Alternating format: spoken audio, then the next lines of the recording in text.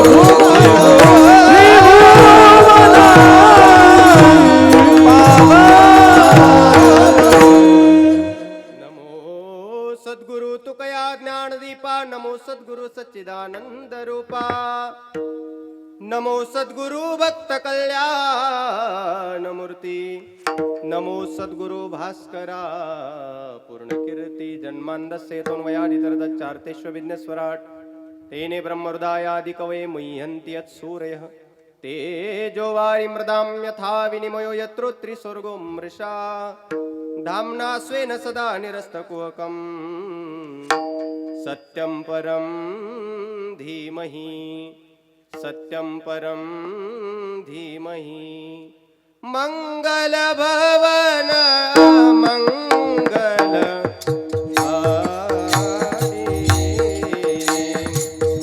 द्रववुषो दशरथ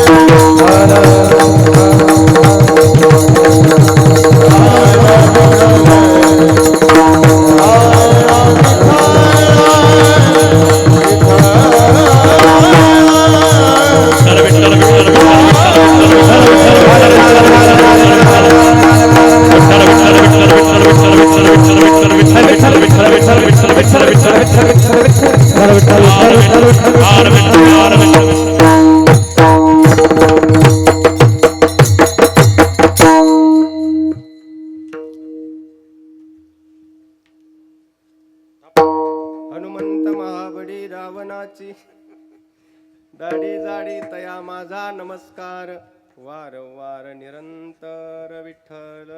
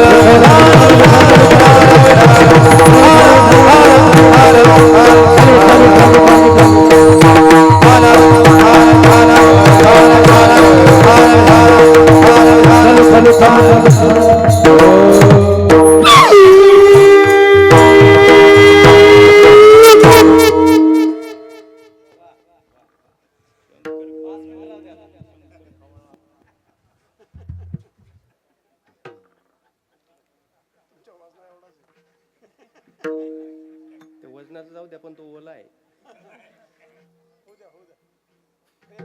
प्रेम हे ओलच असतं. तुमच्या पुढे काही नाही बोलणार. हनुमंत महाबळी रावणाची जाडी तया माझा नमस्कार वारंवार निरंतर प्रस्तुत प्राप्त स्थळी प्राप्त प्रसंगी जमलेली भगवत भक्त भक्तिमती माता चराचरामध्ये वास कर असणारी भगवान पंढरीश पांडुरंग परमात्मा रूपी अदृश्य शक्ती अनेक संत महंत विद्वत रत्न कथाकार कीर्तनकार प्रवचनकार यांच्या पदस्पर्शाने पावन आणि पुनीत आपली ग्राम तरोडी ही नगरी आणि अखिल कोट ब्रह्मांड चालक भगवान पंढरीश पांडुरंग परमात्म्याच्या कृपा छत्रछायेखाली असणाऱ्या या परिसरामध्ये ग्राम प्रामुख्याने आपल्या तरोडी नगरीमध्ये संपन्न होत असणारा हा एक दिवसीय कीर्तन महोत्सव आणि त्या निमित्तानं सेवेकरता निवडलेला अभंग देहुनिवासी श्रीमंत संत जगद्गुरु तुकोबरायाच्या गाथ्यातील 4 चरणाचा अभंग असून या अभंगाच्या माध्यमातून भक्तवत्सल हनुमंतरायांचा अधिकार वर्णन करून परमार्थातील अधिकारी व्यक्तीचं वर्णन करून त्यांच्या चरणावर नतमस्तक होताना दिसतात. परमार्थामध्ये जगद्गुरु तुकोबराय एक एवढं धाडसी व्यक्तिमत्व आहे की ज्या तुकोबरायांचे प्रमाण जर आपण गाथ्यामध्ये तपासण्याचा प्रयत्न केला तर तुकोबरायांच्या गाथ्यामधले एवढे कडक प्रमाण आहेत की ब्रह्मदेव जरी म्हणायचं म्हटलं तरी तुकोबाराय म्हणतात ब्रह्म सुद्धा त्या कटेवर हात ठेवलेला आहे त्यालाच म्हणायचं. चार तोंडाचा ब्रह्म पाहिला तर त्याला सुद्धा आम्ही ब्रह्म म्हणत नाही. एवढी एकनिष्ठता ज्या तुकोबारायची आहे. प्रमाणच द्यायचं झाल्यास विठ्ठला वाचोनी ब्रह्म जे बोलती वचन ते संती मानू नये. विठ्ठलाच्या शिवाय एखाद्याला ब्रह्म म्हणायचं म्हटलं तर ते संत वचन मानू नये. एवढी एकनिष्ठता पांडुरंगाविषयी ज्यांची आहे ते तुकोबर आहे. इथं हनुमंतरायांना एकदा नाही तया माझा नमस्कार वारंवार निरंतर ज्या आरती म्हणत असतील त्या आरती हनुमंतरायांचा अधिकार हा ब्रह्मापेक्षाही पलीकडचा असायला पाहिजे. विठ्ठल विठ्ठल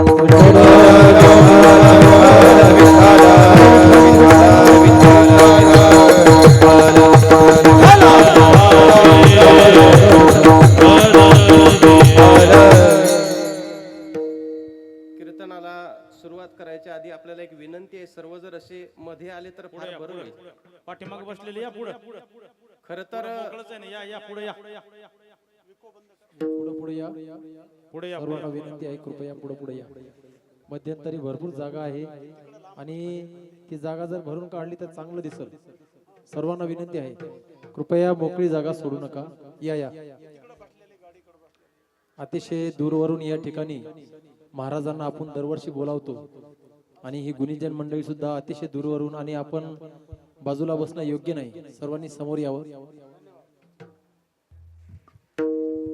या गाडीकडचे पण या थोडं पुढं.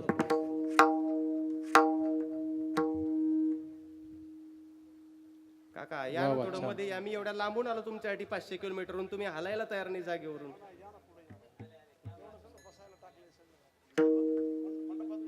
एकदा जोरदार टाळी वाजवा मध्ये येऊन बसणाऱ्यांसाठी.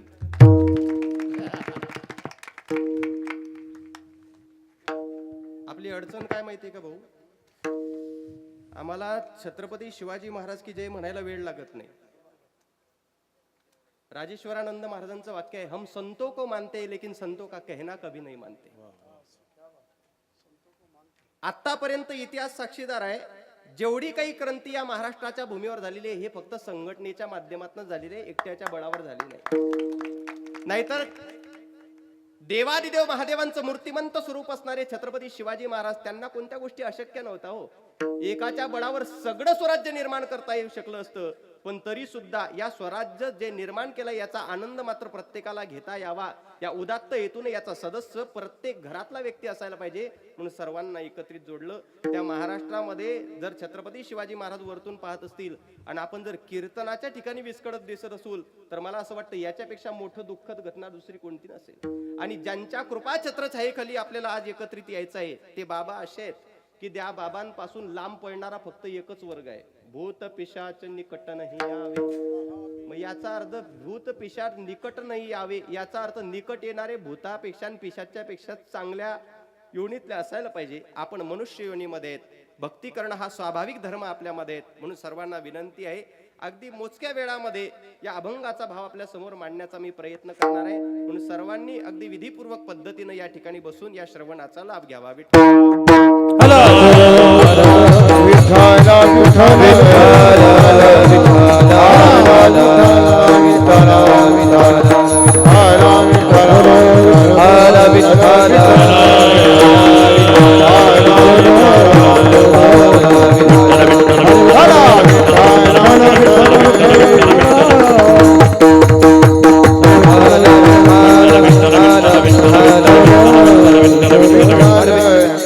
अभंगावर सविस्तर चिंतन करण्यापूर्वी काही गोष्टीचा अल्पशा परिहार आवश्यक ठरेल. ज्या भूमीवर आपण जन्माला आलेलो आहे या महाराष्ट्राचा इतिहास आहे. एखादा ग्रंथ असेल, एखादा महापुरुष असेल, प्रत्येकाच्या घडण्यामागे एक इतिहास दडलेला असतो. भगवद्गीता एवढा मोठा दिव्य ग्रंथ निर्माण झाला पण त्या ग्रंथामागे सुद्धा कोणीतरी अर्जुनासारखा भक्त असावा लागला. त्याला कुठेतरी ज्ञानाची तहान असावी लागली. त्यावेळेस कुठेतरी त्या परमात्म्या रूपी गाईला दूध देण्याची इच्छा निर्माण झाली. तैसे गीतेचे नि दूध ते वत्स करुणी पार्था ते दुभिन्नली जगापुरते श्रीकृष्ण गाय. वासरू फक्त ज्याप्रमाणे फक्त निमित्त असतं पण त्या वासराच्या निमित्तानं गायीनं दिलेलं दूध मात्र प्रत्येकाच्या घरापर्यंत पोहोचतं. पण एवढं मात्र निश्चितच आहे की वासरू जर नसेल तर दुधाचा आनंद मात्र घेता येत नाही. तसं प्रत्येक ग्रंथाच्या मागे कोणीतरी निमित्त असतं, तसं प्रत्येक कार्यक्रमाच्या मागे सुद्धा काहीतरी निमित्त असतं. आणि शास्त्रकार सांगतात, जगाच्या पाठीवर पारमार्थिक निमित्त सुद्धा येण्याकरता अनेक जन्माचे पुण्यही आपल्या पदरामध्ये असावं लागतं. पूर्वजन्मी ज्याची असेल पुण्याई, तोची मुखी गाई हरीचे नाम, तोची मुखी गाई हरीचे नाम. भाग्यवंता घरी भजन पूजन भाग्यवंत गरी भजन पूजन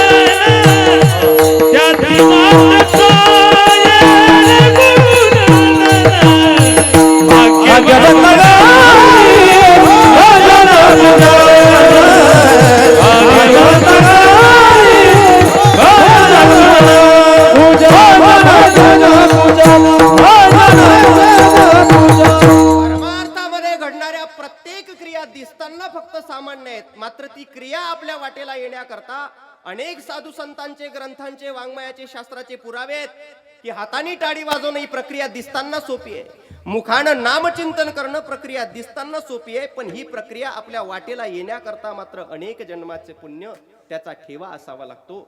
आणि असाच ठेवा या गावामध्ये असणाऱ्या प्रतिष्ठित कुटुंबांमध्ये ही मुडे कुटुंबीय, त्यामध्ये विशेष असणारे ही तिघही भावंड, त्याच्यामध्ये श्रुत लक्ष्मण दादा मुडे, आदरणीय ज्ञानबा दादा मुडे, त्याचबरोबर वामन भाऊ मुडे, आणि या परिवारामध्येच आमच्या लक्ष्मण काकांचे तिघही चिरंजीव, त्यामध्ये आदरणीय श्रद्धे आमचे सोपान भाऊ मुडे आहेत, आदरणीय श्रद्धे आमचे शालिक भाऊ मुडे आहेत, आदरणीय श्रद्धे पूज्य आमचे सुधाकर दादा मुडे आहेत. या समस्त मुडे परिवारांनी या कार्यक्रमाचा एक गोडवा आहे महाराज आजचा.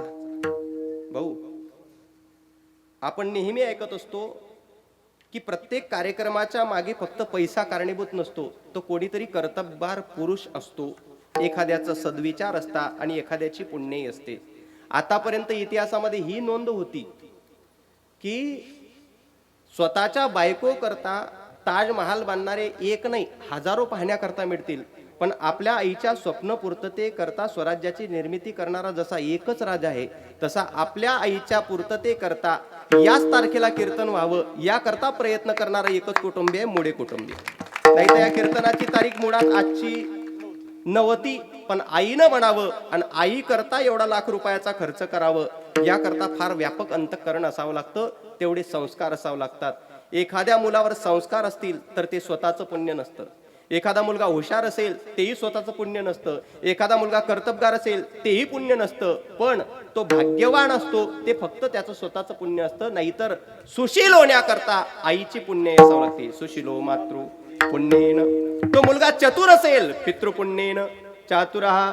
एवढं मोठं दान करण्याची, हे फक्त अन्नदान नाही, हे नामदान आहे. आणि या नामदानामध्ये आलेली ही जी संस्काराची घटना आहे ही आईची नाही, फक्त वडिलांची नाही, दातृत्व वंश पुण्येनं, अख्ख्या वंशाची पुण्य असते. त्यावेळेस कुठेतरी हे दान करण्याची इच्छा निर्माण व्हायला पाहिजे आणि ही मी करायलाच पाहिजे, ही माझी नैतिक जबाबदारी आहे. आम्ही ते केलं तर तुका म्हणे जन्मा आल्याचे सार्थक, किंवा तुका म्हणे भाग्य या नावे म्हणजे. कोणत्या नावे? या सगळ्या गोष्टी फिटवण्याकरता, परमार्थामध्ये परिवर्तित होण्याकरता या नावे म्हणजे. हे सगळं घडण्याकरता स्वपुण्येन सौभाग्यता. आणि म्हणून आपल्या आईच्या अंतःकरणातली इच्छा पूर्ण करण्याकरता या मुडे परिवारांनी या कार्यक्रमाचं आयोजन, विशेष सोपान दादांच्या परत परत सातत्याच्या संपर्कामुळे या ठिकाणी येण्याचा हा योग प्राप्त होत आहे. खरं तर आजच्या सेवेमध्ये आपण जमलोय नेमकं महाराजांना ऐकण्याकरता, पण एवढी लोक या ठिकाणी उपस्थित आहेत की प्रश्न पडतोय, नेमकं महाराजांचं ऐकायचं का भाऊंचं ऐकायचं, भाऊंचं ऐकायचं का पंढरीनाथ बाबांचं ऐकायचं. ही सगळी मंडळी जी एवढ्या तोला मोलाची आहे. खरं तर एक वाक्य धाडसानं बोलतो, पटतंय का बघा गणेश बाबा. एरवी पत्रिकेवर प्रत्येक गावच्या लिहिलेलं असतं गायनाचार्य. आता वास्तविक पाहता गायक वेगळे असतात आणि आचार्य वेगळे असतात. मृदंगा आचार्य, मृदंगाचे आचार्य वेगळे असतात. आता ही जी मूर्ती या ठिकाणी बसलेली आहे ही सगळी परंपरेची कृपा आहे. आता सगळ्या म्हणजे जवळपास 1 2 3 4 परंपरा एका श्रीगुरु भाऊंच्या माध्यमातून येत असतात.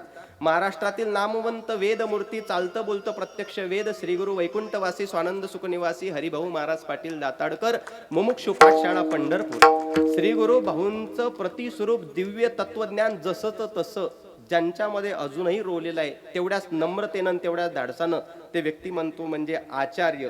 आचार्य का म्हणतोय का? आचार्य कोणाला म्हणावं लागतं? एखादे मृदंगाचार्य असतील तर त्या मृदंगाचार्यांनी फक्त बोल न शिकता त्या बोलाविषयी आणि त्या पक्वाजाच्या ज्ञानाविषयी श्रोत्रियत्व असणं गरजेचं आहे. संप्रदायामध्ये एखादे पक्वाज वाजवणारे असतील, एखादे गायनाचार्य असतील, त्या आचार्याच्या जीवनामध्ये सुद्धा अभंगाची साधना असेल, विचारसागराची साधना असेल, ब्रह्मसूत्राची साधना असेल, चित्सुकी सारख्या ग्रंथाची साधना असेल. मला असं वाटतं एकटे राम महाराज काजडे असे आहेत नाही, सर्व गुण संपन्न आहेत हे आपल्याला माहित आहे. आपण जे आहेत त्यांना अख्खा महाराष्ट्र मृदंगाचार्य म्हणून ओळखतो, पण ते वेदांताचार्य मृदंगाचार्य हे मात्र अजून कोणाला माहित. आणि ते आपण सिद्ध करू शकतो. परतत्व सदत्वेन यत ज्ञानम सदत्वेन प्रतीयते तस्य बाधाः नाम अंतः यै भक्त्या क्रियन्ते ते संताः. या जगाच्या पाठीवर संत म्हणणं वेगळं आहे, पण संताप्रमाणे आचरण करणं. मी प्रस्तावनेमध्ये बोलून गेलो कि हम संतों को मानते लेकिन संतों का कहना कभी नहीं मानते. पण भाऊंच्या विषयी बोलावं.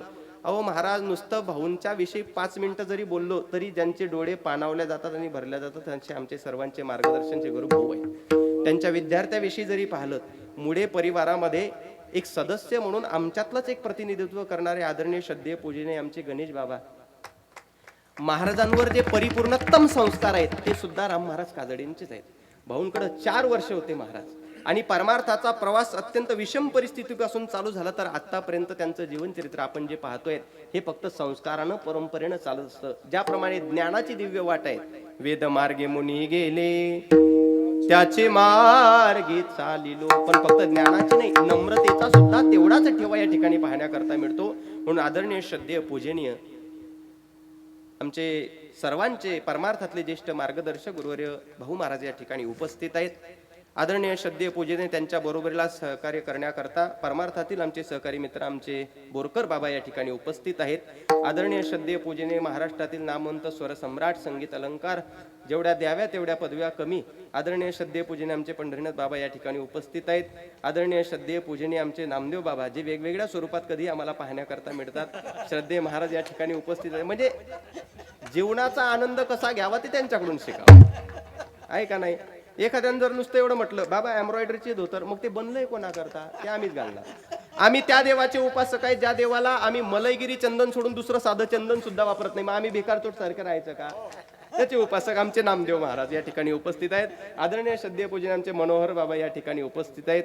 महाराष्ट्रातील नामवंत स्वर सम्राट, आपल्या परिसराचं वैभव, आदरणीय म्हणजे संप्रदायातले वाघ आणि वाघ असे महाराज या ठिकाणी उपस्थित आहेत. आदरणीय श्रद्धेय पूजनीय आमचा उगवता नवा तारा आणि आपल्या संप्रदायाचं वैभव आदरणीय आमचे भागवतजी बाबा या ठिकाणी उपस्थित आहेत. आणि श्रद्धेय महाराजांची श्री ज्ञानोबा श्री संत जगद्गुरु तुकोबाराय वारकरी शिक्षण संस्था या संस्थेची सगळी महाराज मंडळी, बालगोपाल मंडळी, साधक मंडळी या ठिकाणी उपस्थित आहेत. दोन्ही चोपदार या ठिकाणी उपस्थित आहेत. माझा श्रीहरी युट्यूब चॅनल गोड संगत आहे. माझा श्रीहरी म्हणजे चॅनलही त्यांचं आणि नावही त्यांचं पांडुरंग, म्हणजे पांडुरंग महाराजांचं चॅनलचं नाव माझा श्रीहरी. अशा या माझा श्रीहरी चॅनलला लाईव्ह प्रक्षेपण या ठिकाणी चालू आहे किंवा भविष्य काळामध्ये सुद्धा. एकदा टाळी वाजव. वा, सद्गुरु जोग महाराज वारकरी शिक्षण संस्थेचे विद्यार्थी आहेत महाराज आमचे पांडुरंग बाबा महाराज. माऊलींच्या कुशीमध्ये गेल्यानंतर पूर्वीचा काळ जाऊ द्या, पण आता भिंतीला भिंत संस्था आहे, जागोजागी संस्था आहे बाबा. आणि भिंतीला भिंत संस्था असल्यामुळं दरवर्षी लाखो विद्यार्थी संस्थेतून बाहेर निघतात. हा फार चिंतनाचा विषय आहे. पूर्वीच्या काळापेक्षा आताचा विचार केला, भिंतीला भिंत वारकरी शिक्षण संस्था आहे, परिणामी दरवर्षी लाखो विद्यार्थी बाहेर निघतात. मग प्रत्येक विद्यार्थी त्या प्रत्येक विद्यार्थ्याचं भाग्य असेल त्याच्या जीवनामध्ये सर्वांना मोठं व्यासपीठ भेटत नाही. मग हा चिंतनाचा विषय आहे. जर 100 विद्यार्थी एका संस्थेतून बाहेर भेटत असतील, प्रसिद्धीला जर 10 जात असतील, मग 90चं काय व्हावं याचा आपल्या डोक्यात विचार सुद्धा येत नाही. पण 4 वर्ष ज्या माऊलीच्या सानिध्यामध्ये ते 90 राहिलेले असतात ना, कोणत्याही क्षेत्रात का होईना, पण ज्ञानोबा त्यांना कधी उपाशी ठेवत नाही. या संप्रदायाचं वैभव आहे. कुठेही असू द्या, कसंही असू द्या, पण उपाशी मात्र ठेवत नाही. ज्ञानोबारायांचं जीवनचरित्र ज्याप्रमाणे आपण तपासण्याचा जर प्रयत्न केला, न पाहे आती पुढाचा विचार, कृपाळू उदार माझा ज्ञानेश्वर, आणि अशी तंतोतंत या ज्ञानोबाराय तुकोबारायचे संस्कार यामुळे परिवाराला आपल्याला पाहण्याकरता मिळतात. आणि त्या परिवाराच्या निमित्तानं आयोजित असणारी ही आजची 1 दिवसीय कीर्तन महोत्सवाची सेवा ऐका. भक्तवत्सल हनुमंतरायांचं जीवनचरित्र आपल्याला ऐकायचं आहे. सगळ्यात मोठा पहिला चिंतनाचा विषय आहे. हनुमंतराय हे भक्तांच्या यादीमध्ये आहेत, दासांच्या यादीमध्ये आहेत, साधूच्या यादीमध्ये आहेत. मग गावोगावी मंदिरं जर आपण तपासण्याचा प्रयत्न केला तर मंदिरं हे देवाची असायला पाहिजे का भक्ताची असायला पाहिजे? जर देवाची असायला पाहिजे असं म्हणाल तर मंदिर भक्ताची आहेत का? देवाला सहकार्य केलं म्हणून. मग देवाला सहकार्य केलं म्हणून जर मंदिरं बनत असतील तर देवाला सहकार्य सुग्रीवानं सुद्धा केलं होतं. इथं तरी फक्त एकट्या हनुमंतरायाने केलं, सुग्रीवाच्या कुटुंबातल्या प्रत्येक सदस्यानी भगवंताच्या कार्यामध्ये सहकार्य केलं होतं. मग त्या सुग्रीवाचं मंदिर अख्ख्या महाराष्ट्रात जाऊ द्या, एखाद्या गावात तरी पाहिजे होतं, तरी ते मंदिर दिसत का नाही? त्याचं एकमेव कारण आहे, हनुमंतरायांनीही सहकार्य केलं, सुग्रीवानीही सहकार्य केलं, अनेक रामायणातील पात्रांनी सहकार्य केलं, पण प्रत्येक सहकार्याच्या मागे प्रत्येकाचा हेतू हा ठरलेला होता. आणि शास्त्राचं गणित असं आहे, हेतू ठरवून भक्ती केल्यानंतर परमात्मा ज्या गोष्टीचा इच्छित फळ प्राप्त करण्याकरता हेतू ठेवलेला आहे ती फक्त हेतू पुरवत असतो. पण अहेतुक्यम प्रतिहता ये आत्मा दृढ निश्चया, हेतू न ठेवता केलेल्या भक्तीचं फळ काय असतं तर गावोगावी त्या दासाचं मंदिर असतं. हेतू न ठेवता केलेल्या भक्तीचं फळ काय असतं तर प्रत्येकाच्या मुखामध्ये देवापेक्षाही भक्ताचं चिंतन असतं. पटतंय का बघा? आषाढी कार्तिकीला आळंदीतून असू द्या, देहूतून असू द्या, मुक्ताईनगर पासून असू द्या, पैठण पासून असू द्या, त्र्यंबकेश्वर पासून असू द्या, कुठूनही असू द्या, जी दिंडी निघत असते आषाढी आणि कार्तिकीला, ते कोणत्या देवाकरता निघते? बोला तुम्ही पुढची. पंढरपूरला जी दिंडी जाते, मग ती मुक्ताईनगरची असू द्या की त्र्यंबकची असू द्या, कोणत्या देवाकरता असते? पांडुरंगा करता. मग दिंडी जर पांडुरंगा करतायत तर दिंडीमध्ये भजन कोणाचं व्हायला पाहिजे? साहजिक आहे, पांडुरंगाचं व्हायला पाहिजे. पण होतं कोणाचं? ज्ञानोबा तुकाराम. बरं असं म्हणावं किंवा इथपर्यंत जाण्याकरता जास्तीत जास्त काकडा लांबून लांबून किती लांबवता येईल? नेहरीपर्यंत. म्हणून आम्ही नंतरच्या वेळेमध्ये ज्ञानोबा तुकोबा करतो. पण पंढरपूर आलंय, मग आता तरी देवाचं नाव घ्या. तरी सुद्धा भगवंताचं नाव कोणी घेत नाही. असू द्या, दर्शन बारीला लागलो, आता तरी देवाचं नाव घ्या. तरी सुद्धा देवाचं नाव नाही, नाव घेतल्या जातं ते फक्त आणि फक्त ज्ञानोबा तुकोबाचं. देव असून सुद्धा देवाला बाजूला सारलं आणि भक्ताचं चिंतन केलं. देवाला कुणीतरी प्रश्न केला, उद्धव भगवंताचे लाडके भक्त देवा, अहो लाखो वारकरी पंढरपूर करता घरून निघतात, येताय तुमच्या नावावर, खाताय सुद्धा तुमच्या नावावर, पण येताना भजन मात्र ज्ञानोबा तुकोबारायचं करता, तुमचं भजन करत नाही. देवानी दिलेलं उत्तर आहे असं आहे, उद्धवा, half knowledge is the always dangerous for our life. म्हणजे असं नव्हते बोलले देव. देव म्हटले होते, उद्धवा, अपूर्ण ज्ञान माणसाच्या जीवनाला धोकादायक असतं. मग ते व्यवहारातलं अपूर्ण असलं तर व्यवहार धोकादायक, आणि परमार्थातलं अपूर्ण असलं तर परमार्थ धोकादायक. देवा म्हणायचं काय हो तुम्हाला?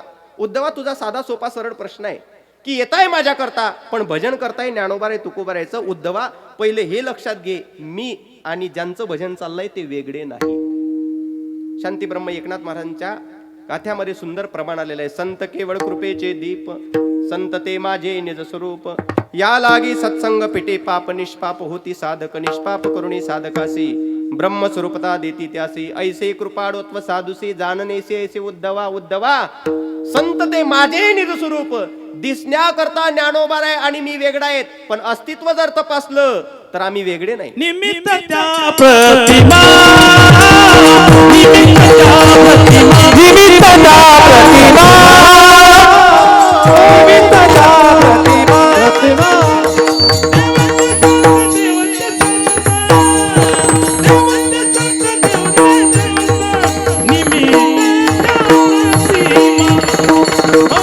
निमित्त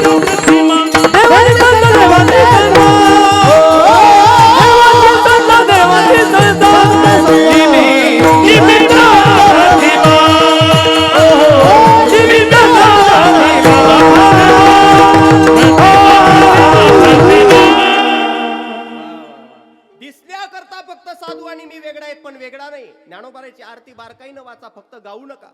काय म्हणतात शास्त्रकार? लोपले ज्ञान जगी हित नेनती कोणी, अवतार पांडुरंग नाव ठेवी. अहो फक्त नाव ज्ञानोबा ठेवलेलं आहे, नाहीतर अवतार पांडुरंग.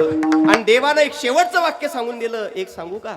तुम्हाला वाटतंय उद्धवजी, तुम्हाला वाटतंय की लोक येतात आणि माझं भजन न करतात, त्यांचं करायलाच पाहिजे. याचं कारण एकमेव असं आहे की मी जो इथं उभा आहे ना, लोक माझ्याकडे जे मागण्या करतात मी देण्याकरता समर्थ होतोय ना, माझ्या ठिकाणचा पवित्रपणा त्या ज्ञानोबा तुकोबामुळेच आहे. माझे ठाई जे पवित्रपण ते भक्ताचे निमज जाण. म्हणून असं गाव हजारो दिसतील जिथं माझं मंदिर नाही, पण माझं भक्ताचं मंदिर नाही असं एकही गाव तुम्हाला पाहण्याकरता मिळणार नाही. आणि त्यामध्ये हनुमंतरायांचं जीवन चरित्र त्यापेक्षा अगम्य, अपूर्व आणि अगाधाई याच्या मागचा एक इतिहास आहे. रामांचं मंदिर नाही आणि हनुमंतरायाचं मंदिर गावोगावी आहेत. काय कारण आहे हो त्याचं एकमेव कारण आहे, ऐका. मूर्तीची प्राण प्रतिष्ठा केल्यानंतर भगवंत त्यामध्ये बसतात, भगवंत त्यामध्ये बसतात. रोज लोक देवाच्या दर्शनाकरता जातात, पण तुमच्यापैकी किती लोक असे धाडसानं हात वर करून सांगू शकतात की ज्या मूर्तीमध्ये आम्ही प्राण प्रतिष्ठा केली तो देव आम्हाला कळाला, तो देव आम्हाला भेटला, त्याचा परिचय आम्हाला झाला. देव नुसता भेटून उपयोग होत नसतो, देवाचा जर परिचय झाला नाही तर देव भेटूनही उपयोग होत नाही. पटतंय का बघा? मग उपयोग होत नाही तर पटतंय का बोलण्याचंच कारण नाही महाराज. मग पटण्याकरता काय करायचं? भेटलेल्या देवाचा परिचय सुद्धा व्हावा याकरता हनुमंतरायांचं बोट पकडायचं असतं, याकरता हनुमंतरायाच्या पायावर वाकायचं असतं. रामायणातलाच उदाहरण बघा. एवढी मोठी रामकथा, दिव्य सगुण चरित्र गाथा तुलसीदासांनी लिहिली आणि एवढीशी हनुमान चालीसा सुद्धा तुलसीदासांनीच लिहिली. दोन्ही वाङ्मय रचनाकार त्याचे मालक आहेत गोस्वामी तुलसीदास महाराज. प्रश्न असा, एवढा मोठं देवाचं जीवन चरित्र लिहिलं, देव भेटलेला होता. मग भेटलेला असताना आपल्या संप्रदायाचा नियम आहे, माझ्या विठोबाचा कैसा प्रेम भाव आपणची देव. पटकन माळ द्यायची होती प्रभू रामांच्या हातात, मला तुम्हीच अनुग्रहित करून टाका.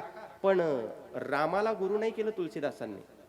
आणि हनुमान चालीसेच्या सुरुवातीच्याच पदामध्ये वर्णन करून टाकलं, श्री गुरु चरण सरोज रज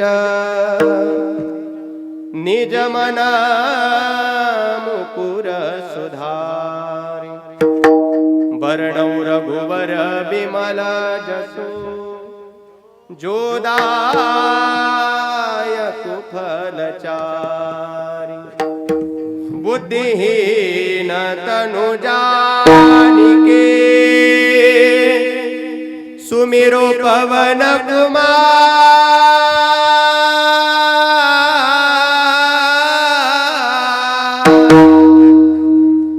बलबुद्धि विद्या देहु मोहि, हरहु क्लेश विकार. कोणाला गुरु म्हटलंय? हनुमंतरायाला. मालक भेटले जगाचे, ज्यांचं नाव आहे प्रभू श्री रामचंद्र. पण रामचंद्रांना गुरु न म्हटलं, पण ज्या रामचंद्रांचे दास्यत्व भक्ती स्वीकारलं त्या हनुमंतरायांना गुरु केलं. देव भेटल्यावर देवाला गुरु न करता देवाच्या भक्ताला गुरु करून टाकलं. का केलं माहित आहे? एक इतिहास सांगतो, अस्तित्वातला आहे आणि मला 100% माहित आहे, तुमच्यापैकी कोणाला माहित नसेल, म्हणून तुमच्या माहितीच तो उदाहरण सांगतो. एकदा हाताने टाळी वाजून भजन करा विठ्ठल.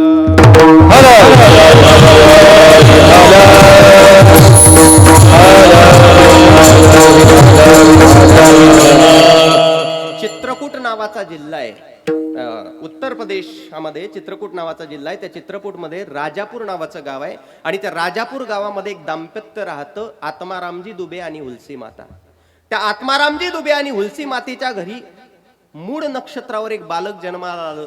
जे बालक जन्माला आलं, जन्माला आल्या आल्या त्या बालकाच्या मुखातून शब्द निघाला राम. आणि तिकडची प्रमुख भाषा हिंदी असल्यामुळे लोक चर्चा करायला लागले, अरे आत्माराम जी का लड़का कुछ तो भी बोला. तो क्या बोला? तो बोले राम बोला. चर्चा करायला लागले, आत्मारामजीचा पोरगा जन्माला आल्या आल्या राम म्हटला. अरे आमच्या गावातली लोक खाटीहून खाली घेण्याची वेळ येते तरी सुद्धा राम म्हणत नाही. आमच्या गावातल्या लोकांना 2 माणसं रोजानं लावा लागतात. बाबा म्हणा ना एकदा तरी राम, म्हणा ना एकदा तरी राम. तुमच्याकडे आहे का नाही तसं? राम म्हणत नाही तुमच्याकडं? माणूस मरायला टेकला की नाही, सगळीकडेच म्हणायला लावतात. आपल्याकडचाच काही भाग वेगळा नाही. जे राम मरणासन्न अवस्थेपर्यंत सुद्धा मुखाला येत नाही जन्माला आल्या आल्या याच्या मुखातून राम निघलं ना, याचं नावच ठेवा राम बोला. काय म्हटलं होतं? राम बोला. तर राम बोला नाव ठेवलं. 15 वर्षापर्यंत नरयानिंद नावाचे स्वामी त्यांना गुरु म्हणून प्राप्त झाले, गोस्वामी तुलसीदासांना, जे राम बोला आहेत.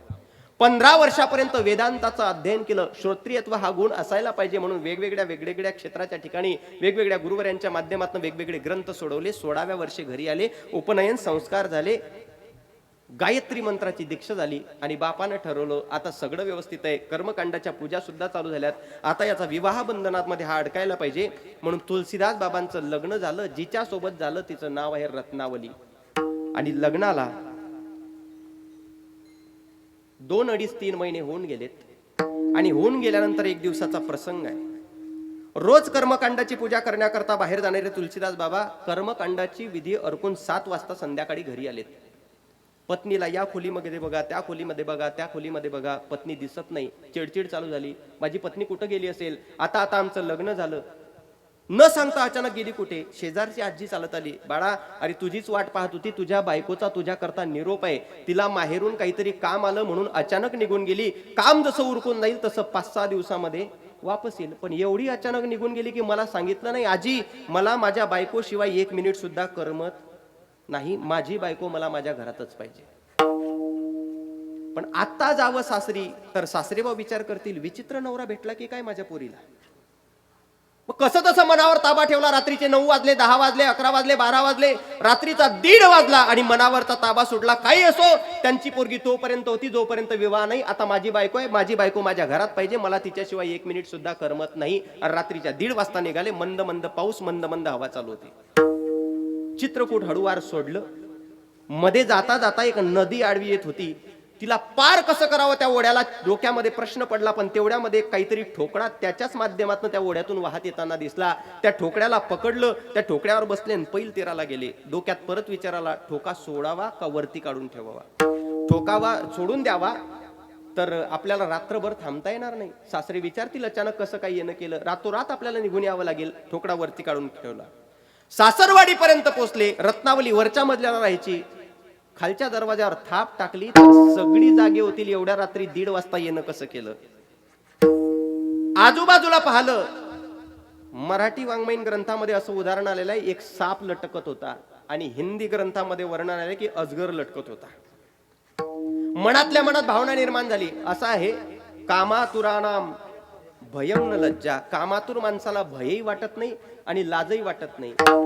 मनातल्या मनात स्वतःच्या क्रिएशन चालू झाल्यात. मला वाटलं होतं की माझंच प्रेम माझ्या बायकोवर आहे, पण माझ्याही बायकोचं माझ्यावर नितांत प्रेम आहे. मला पदोपदी ते ओळखते की माझा नवरा कधी मला भेटण्याकरता येऊ शकतो, म्हणून तिने माझ्याकरता दोरीची व्यवस्था केलेली असावी. म्हणून त्या दोरीचा आधार घेतला, वरती गेले. संसार आणि व्यवहार, श्री गुरु भाऊ सांगायचे, ज्याला व्यवहार करतो त्याला परमार्थ करतो. पण या व्यवहारापेक्षाही जर अत्यंत घनिष्ठ काय असेल तर त्याला संसार म्हणतात. का माहित आहे? व्यवहारामध्ये दोरी पडलेली असली की अंधारावर साप दिसतो. रज्जुवरी भासे मिथ्या सर्प. दोरीवर साप बसणं काही वाईट नाही, ते साहजिक आहे, ती मानसिकता आहे. पण सापावर दोरी बसणं याला संसार म्हणत असतात. विठ्ठला विठ्ठला.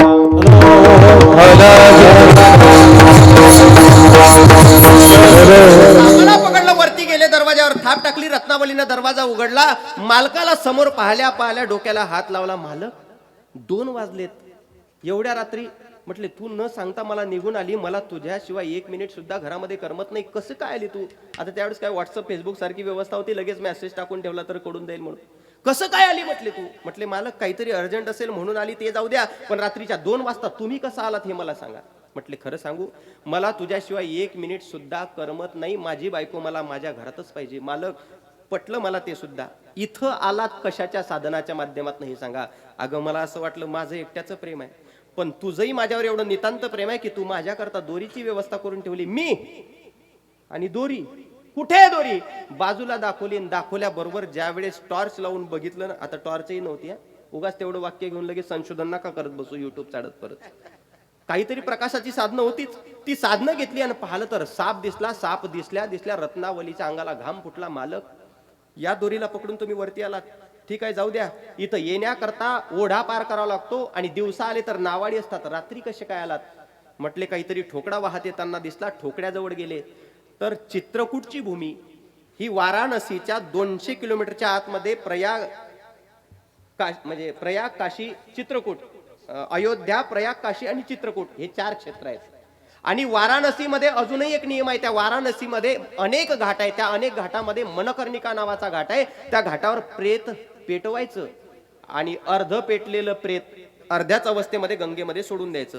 ते अर्ध पेटलेलं प्रेत त्या नदीच्या ओढ्याच्या माध्यमातून वाहत येत होतं. पण प्रमाण आहे का, कामातुराणाम भयम न लज्जा, त्या वेळेला त्याला फक्त बायको दिसायची. त्या प्रेताला वरती उचललं आणि त्याच्यावर बसून त्यानं ओढा पार केला. ज्यावेळेस रत्नावलीला कळलं ना, डोक्याला हात मारला आणि खाली बसली. मालक, या कातडीकडे पाहून तुम्ही एवढे आकर्षित झालात आणि सापाचाही प्रेताचाही तुम्हाला भान सुद्धा राहिलं नाही. क्षणाकरता विचार करा, जर तुम्हाला या सापानं चावा घेतला असता तर कोणती बायको, कोणता नवरा, कोणतं प्रेम आणि कोणती आसक्ती. जर क्षणाकरता विचार करा, भरत्या या भरधाव ओढ्यामध्ये जर तुम्ही वेगानं निघून गेला असतात, कोणती बायको, कोणता नवरा, कोणता प्रेम आणि आसक्ती. या कातडीकडे पाहून तुम्ही एवढे आकर्षित झालात, तेवढ्याच क्षणाकरता जर जगाच्या मालकाकडे आकर्षित झाला असतात ना, तर आतापर्यंत जगाचा मालक येऊन तुम्हाला भेट देऊन गेला असता. बात सुन गए एक बीबी की, बात सुन गए बीबी की, बदल गया तुलसीदास, ओ गया कृपा श्री राम जी की, बन गया तुलसीदास, बन गया तुलसीदास.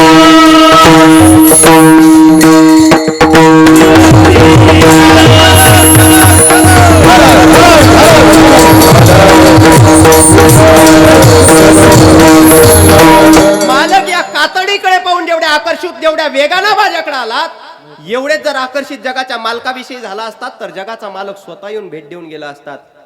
बायको बोलली की वाईट वाटते, पण शास्त्र सांगतं बाई बोलली याच्यापेक्षा बाई काय बोलली याला जर महत्व दिलं ना, तर परिवर्तन झाल्याशिवाय राहत नाही. याच्या करता तुलसीदासांचा आदर्श जिवंत येतो. बदल गया तुलसीदास, बदलून गेलेत महाराज. आणि या संप्रदायाचा इतिहास आहे ना, या संप्रदायाचं धगधगतं उदाहरण आपल्या समोर आहे. जेव्हा जेव्हा या संप्रदायामध्ये एखादी स्त्री बोलते तेव्हा तेव्हा क्रांती होते महाराज. ज्याला कळतं त्याला उपदेश करणं यात नवल नाही, पण बाळ झाल्या झाल्या पाळण्यात टाकणं आणि त्याला म्हणणं हा देह नाशिवंत पुत्राचा बा, ती मदारासा माता या संप्रदायात झाली ना. ज्यांना आपण ज्ञानाचे चक्रवर्ती सम्राट म्हणतो, त्या ज्ञानोबारींनी ताटी लावली त्यावेळेस सुद्धा तुम्ही तरुणी विश्वतारा, ताटी उघडा ज्ञानेश्वरा, हे म्हणणारी सुद्धा या संप्रदायातली एक महिला अधिकारी संतच आहे ना महाराज. बायको बोलली तुलसीदासांना, जेवढं माझ्याविषयी आसक्त झालात, जगाच्या मालकाविषयी झाला असतं तर आतापर्यंत येऊन भेट दिली असती. काय चुकीचं बोलली म्हटले बायको. लगेच वडकटी घेतली आणि प्रयाग क्षेत्रामध्ये गेले. भरद्वाज ऋषींच्या माध्यमातून रामकथा जी श्रवण केली होती, जी कथा ऐकली ती कथा आता लिहायची इच्छा निर्माण झाली. कारण ती कथा सामान्य नाही. नुसते शब्द जरी कानावर आले, राम कथा ससी किरण समाना, संत चकोर करही जेही पाना, सीताराम चरित ति पावन, मधुर सरस परमित मन भावन, सिया राममय सब जग जानी, करहूं प्रणाम जोरी जुगतानी, मंगल भवन मंगल हानी,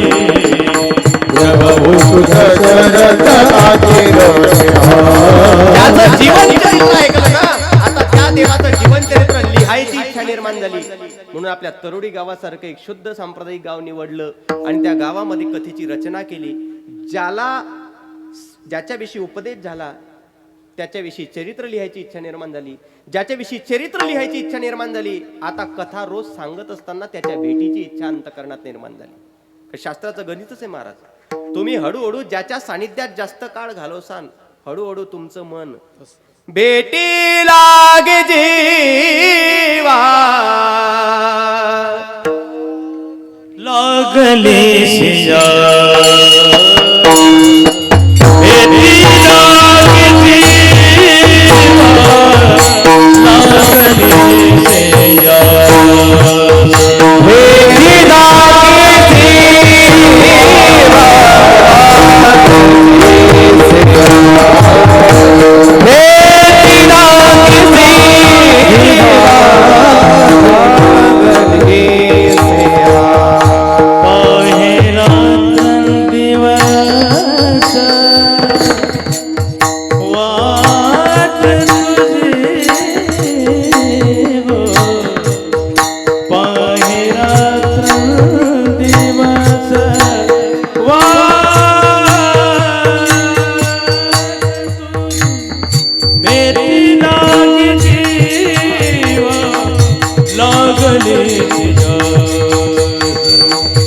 भेटीला जीवा लागले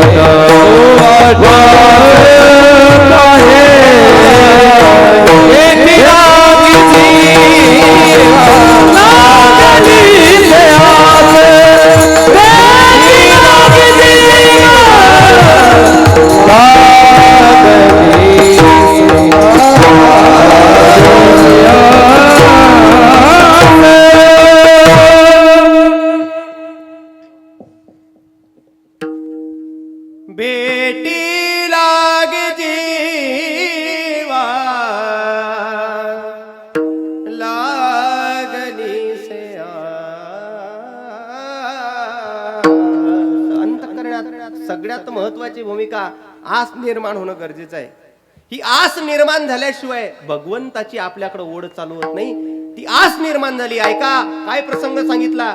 बायकोने उपदेश केला, तुलसीदास आले, रामकथा ऐकली, जी ऐकली ती लिहायची इच्छा निर्माण झाली, जी लिहायची इच्छा निर्माण झाली ती लिहिल्यानंतर सांगायची इच्छा निर्माण झाली, आणि सांगता सांगता ज्याचं जीवनचरित्र लिहून सांगणं चालू झालं, आता त्याच्या भेटीची इच्छा अंतःकरणाला लागली. कथेला 5 दिवस झाले एका गावामध्ये, आणि 6व्या दिवशी एक आगळं वेगळं प्रकरण घडलं. रोज पूर्वीच्या काळामध्ये सर्वांच्या घरात, सर्वांच्या म्हणजे वॉशरूम नव्हतेच कोणाच्या घरामध्ये, डबडं घ्यायचं आणि गावाच्या बाहेर जायचं.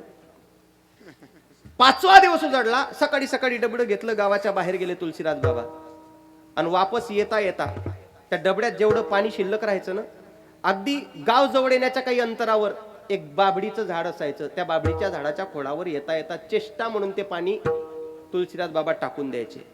5व्या दिवशी रोज पहिल्या दिवसापासून पाणी टाकायचे, 5व्या दिवशी त्या खोडावर पाणी टाकल्या टाकल्या त्या झाडावर राहणारा एक पिशाच्च म्हणजे भूत प्रसन्न झालं तुलसीदासांना. आणि त्या तुलसीदासांच्या समोर, बाबा मी खूप प्रसन्न आहे, तुमच्यावर काय मागायचं ते मागा. तुलसीदास म्हटले, ते प्रसन्नता राहू दे, तुझा परिचय सांगा दे, तू कोण आहे. म्हटले, कोणी मला पिशाच्च म्हणतं, कोणी मला भूत म्हणतं. म्हटले, भूत? आणि मला प्रसन्न होण्याचं कारण काय. म्हटले, तुम्ही मला तृप्त केलं. तुलसीदास मनातल्या मनात विचार करायला लागले, भक्ती करून देव प्रसन्न होतो असं आतापर्यंत ऐकलंय. भक्ती करून जर भूत प्रसन्न व्हायला लागले तर याच्यानंतर कोणी भक्ती मार्गावर येणारच नाही. ए बाबा, मी तुझ्याकरता काहीच केलं नाही, मला माहित आहे तुम्ही माझ्याकरता काहीच केलं नाही, पण दररोज येऊन जे पाणी तुम्ही खोडावर टाकायचे ना, पिशाच्च योनीतील लोकांना शुद्ध आणि शुद्ध पाणी आणि शुद्ध अन्न, शुद्धातलं काहीही ग्रहण करण्याची मुभा नसते. पण हेच पाणी तुम्ही बहिर्दिशेला वापरले असल्यामुळं थोडं का विना शिल्लक राहिलं ना, ते अपवित्र होतं. ते टाकल्यामुळे मी तृप्त झालो, मी प्रसन्न आहे, काय मागायचं ते मागा. तुलसीदासांनी क्षणभर विचार केला, कसं का होईना आपल्याला प्रभुरामांची भेट पाहिजे. देणारा कोणी असो, काय घेणं देणार, रामाची भेट होणं महत्वाचं आहे. म्हटले, नक्की देणार, 100% काय मागायचं ते मागा. एक काम कर म्हणे, मला रामाची भेट घालून दे. ते भूत म्हटलं, I am really very very sorry. म्हणजे भूत नाही, हे मी माझ्या भाषेत सांगतोय तुम्हाला.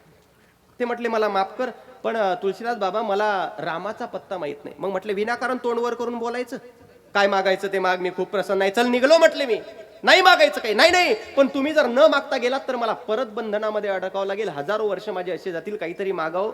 म्हटले, पाहिजे तर एकच, द्यायचं का नाही द्यायचं ते तू ठरव. भूतानंही तुलसीदासाच्या समोर डोकं खाजवलं, आणि ते भूत बोलायला लागलं, एक काम करू शकतो. म्हटले, काय. रामाची भेट घालून देऊ शकत नाही, पण रामाची भेट जो माणूस घालून देऊ शकतो त्या माणसाची भेट घालून देऊ शकतो. तुलसीदास म्हटले, सरळ गावात गेलं तर रस्ता खराब असतो, बायपास गेला तर चांगला असतो, दाट शक्यता असते. बायपास का होईना पण गावात पोहोचणं महत्वाचे. ठीक आहे सांगा. म्हटले, मग ऐका म्हणे, ज्या गावामध्ये तुम्ही कथा सांगतायत ना तुलसीदास बाबा, त्या गावामध्ये कथेची जी 9ची वेळ आहे, तर 8:30 वाजेपासून व्यासपीठाच्या अगदी समोरच एक वयोवृद्ध व्यक्ती आसन लावून बसतात आणि प्रसन्न मुद्रेनं कथा ऐकतात. सगळी लोक गेल्यानंतर सगळ्यांच्या शेवटी जातात. तुम्ही त्यांचे पाय पकडा, तुम्हाला रामाची भेट आपोआप होईल. म्हटले श्रोत्याचे पाय मी पकडू? म्हटले त्यांना श्रोते म्हणू नका, ते भक्तवत्सल हनुमंतराय आहेत, जे श्रोता बनून येतात आणि कथा ऐकतात. तुलसीदासांनी 2 प्रश्न विचारले. भूता, ए पिशाच्चा, ऐक ना, राम जगाचे मालक आहे तरी तुला त्यांचा पत्ता माहित नाही, आणि हे त्यांचे दास आहेत, शिष्य आहेत, भक्त आहेत, त्यांचा पत्ता बरा रे तुला माहित. आणि असू दे त्यांचे भक्त, मग जर ते हनुमंतर आहेत तर कथा ऐकायला येण्याचं कारण काय? दोन्ही प्रश्नाचे सटीक उत्तर त्या पिशाच्यानं दिले. महाराज, तुमचं म्हणणं आहे ना, राम आहे पण त्यांचा पत्ता माहित नाही आणि त्यांच्या भक्ताचा बरा पत्ता माहित आहे. असं आहे म्हटले तुलसीदास बाबा, ज्याच्यापासून आपल्याला धोका असतो त्याचा पत्ता कधी वरच्या खिशात ठेवायचा असतो. म्हटले तुला काय धोका? म्हटले धोका तुमची 40 वाचा ना, भूत पिशाच निकट नाही आवे, महावीर जब नाम सुनावे, म्हणून तो ऍड्रेस वरच्या खिशात. आणि तुमचं दुसरं मत आहे, जर ते हनुमंतर आहे तर कथा ऐकण्याला येण्याचा संबंध काय? त्याचा संबंध असा आहे महाराज, जगामध्ये तुम्ही आपण आपल्या गावातलेच नाही, विश्वातले जेवढे काही भक्त रसिक असतील ना ऐकणाऱ्या, त्या सगळ्या रसिक भक्तांमधले मुकुटमणी रसिक जर कोण असतील तर ते हनुमंतर आहे. रामचरित सुनिबे को रसिया, राम लखन सीता मन बसिया. तुम्हाला काही असो, जे पाहिजे होतं ते भेटलं ना, तुम्ही निघा. 6वा दिवस उजडला, तुलसीदास बाबा गेले. 6व्या दिवशी निरीक्षण केलं, हो तेच वयोवृद्ध व्यक्ती आहे. 7वा दिवस उजडला, सगळ्या लोकांची घाई गर्दी झाली ग्रंथपूजना करता. डाव्या बाजूने तुलसीदास उतरले आणि उतरल्यानंतर सरळ हनुमंतरायचे पाय पकडले आणि रडायला लागले. महाराज, माझी विनंती आहे तुम्हाला. म्हटले काय झालं?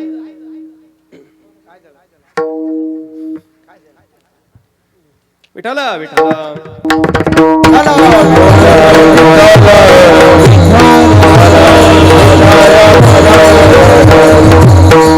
बाबांनी हनुमंतरायाचे पाय पकडले आणि हनुमंतरायाचे पाय पकडल्या हनुमंतराय म्हणायला लागले, बाबा हो तुम्ही कथाकार आहे, तुमचं दर्शन घ्यायला पाहिजे, माझं दर्शन कशा करता? तर एवढं सुंदर उत्तर दिलं तुलसीदास बाबांनी. तुलसीदास बाबा म्हणतात, अजून परीक्षा घेऊ महाराज, तुमच्यासारखा मी भक्त आहे, मला संसारातलं लौकिक मागणं काही तुमच्या समोर मागायचं नाही. जे तुमचं आराध्य आहे तेही माझं आराध्य आहे, पण या जगामध्ये माझ्या आराध्याची भेट घालण्याकरता तुमच्याशिवाय समर्थ या जगाच्या पाठीवर कोणीच नाही. हे वरदान तुम्हालाच दिलेलं आहे. अष्टसिद्धी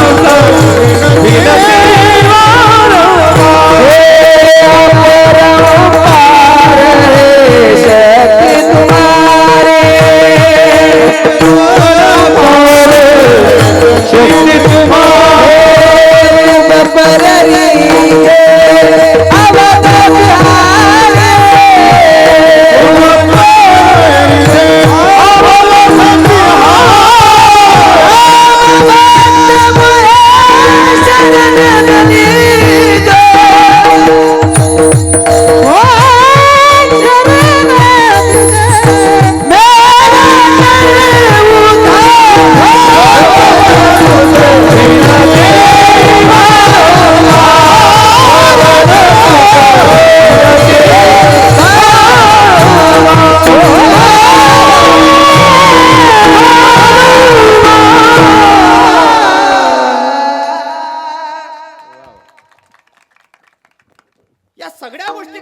तुलसीदास बाबा म्हणताय तुमच्याशिवाय दुसरा आम्हाला काही पर्याय नाही.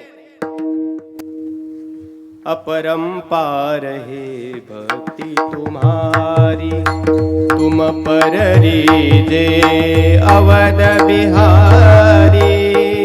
अहो राम सुद्धा तुमच्यावर प्रेम ओवाळून टाकतात, एवढं मोठं तुमचा अधिकार आहेत महाराज. संसारिक लोकांसारखं मागणं नाही, रामाची भेट घालून द्यावं. आलिंगन दिलं, दिव्य आलिंगन, आणि आलिंगनाचं फळ असतं महाराज. साधूला आलिंगन द्या, भक्ताला आलिंगन द्या. कुरुक्षेत्राच्या रणांगणाच्या भूमीवरचं आलिंगन ज्ञानोबांनी टिपून ठेवलंय. मग सावडा सकंकणू बाहू पसरुणी दक्षिणू, मग आलिंगेला स्वसरणो भक्तराज. मग हृदया हृदय एक झाले, ये हृदयचे ते हृदय घातिले. द्वैतन मोडिता केले आपण ऐसे अर्जुना. असं दिव्य आलिंगन हनुमंतरायांनी तुलसीदासांना दिलं. अंतःकरणातला शुद्ध भाव तपासला. आणि आता माझ्याकडे लक्ष द्या. तुलसीदासांना हनुमंतराय बोलायला लागले, महाराज तुमचा भाव शुद्ध आहे, तुम्हाला राम भेट पाहिजे ना, फक्त मी सांगतो तेवढी प्रक्रिया करा. चित्रकूटच्या भूमीवर मंदाकिनीच्या तटावर जाऊन फक्त भजन करा. रामाकडे नका जाऊ, राम तुमच्याकडे येतील. रामाकडे नका जाऊ, राम तुमच्याकडे येतील. मंदाकिनीच्या तटावर एक सुंदर वटवृक्ष शोधला आणि त्या चित्रकूटच्या भूमीवर तुलसीदास बाबा आता एक काम करायला लागले. रोज फक्त आणि फक्त चंदन उघडायचं, आणि चंदन उघडता उघडता मुखाला फक्त रामचरण सुखदाई भज मन रामचरण सुखदाई. मनोमय रात्रंदिवस भजन चालू होतं. हनुमंतरायाचे शब्द होते, हनुमंतरायाचं वचन होतं फक्त भजन करा, जगाचा मालक स्वतः चालतील. आणि ते शब्द उदयाला आले. चंदन उघडता उघडता भजन चालू होतं. आणि एक वेळेस अश्वारूढून घोड्यावर आरूढून प्रभू रामचंद्र त्या दिशेने आले. त्या चित्रकूटमध्ये प्रवेश केल्या केल्या एका आगड्या वेगळ्या चंदनाच्या सुगंधानं अंतःकरणामध्ये घर केलं रामाच्या. चंदनाच्या सुगंधाच्या दिशेनं चालत चालत चालत चालत आले तर सरळ तुलसीदास बाबांच्या समोर. आता इथे खूप गोड प्रसंग आहे गणेश बाबा. माझा प्रश्न आहे तुमच्या सर्व लोकांकरता. तुलसीदासांचा एवढा मोठा प्रयत्न, त्या प्रयत्नाची पराकाष्ठा चालली होती कोणाच्या भेटी करता? बोला बोला. चहा सांगू तुमच्यासाठी? कोणाच्या भेटी करता चाललं होतं सगळं? बरोबर. मावशी आजी कोणाच्या? नाही नाही जोरान बोला, 1500 घेतो ना आपण. कोणाच्या भेटी करता? रामाच्या. बरोबर. राम भेटले का नाही तुलसीदासांना? राम समोर उभे आहेत. फक्त राम नाही, याचक राम उभे आहेत. ज्या चंदनाच्या सुगंधाला अंतःकरणामध्ये घर केलाय ना, त्या चंदनाकडे आकर्षित होईल जगाचे मालक तुलसीदासांच्या समोर आले.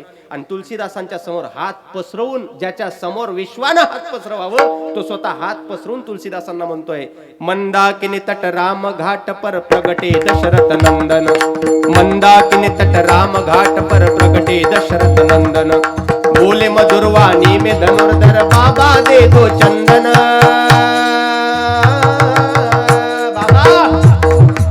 चंदन देता का मला याचं? ज्यावेळेस तुलसीदासांच्या समोर जगाच्या मालकानं विनंती केली, बाबा मंदाकिनी तट राम घाट पर प्रगटे दशरथ नंदन. बोले मधुरवाणी में धनुर्धर बाबा दे दो चंदन. थोडं चंदन देता का? काय म्हणावं तुलसीदासांनी माहित आहे? बाळा तुझ्या चेहऱ्यावरची प्रसन्नता पाहून मला असं वाटतं एकतर तू कोणीतरी राजकुमार असायला पाहिजे, नाहीतर तपस्वी साधूचा तपस्वी पोरगा असायला पाहिजे. तू कोण आहे मला माहित नाही, पण माझी तुला विनंती आहे, तुला चंदन पाहिजे ना?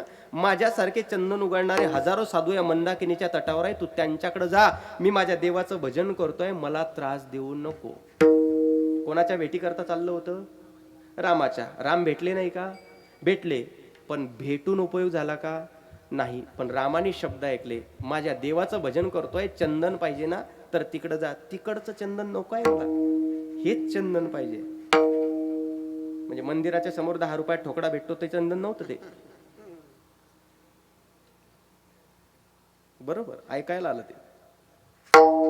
मलयगिरीचा चंदन गंधित धूप तुला दाविला. स्वीकारावी पूजा उठी उठी गोपाला. उठी उठी गोपाला. पूर्व दिशेला गुलाल उधळत पूर्व दिशेला गुलाल ज्ञानदीप लाविला ज्ञानदीप लाविला बोला अवघे गोधन सुनेला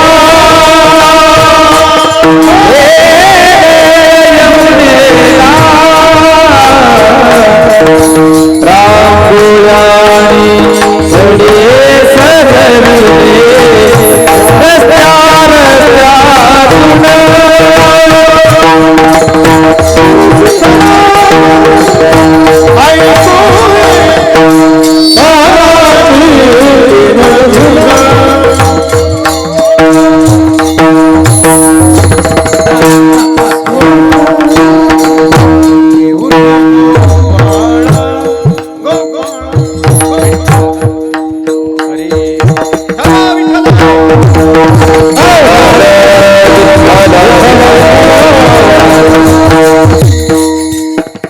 ते नुसतं म्हटलं तरी असं वाटतं सकाळ झाली.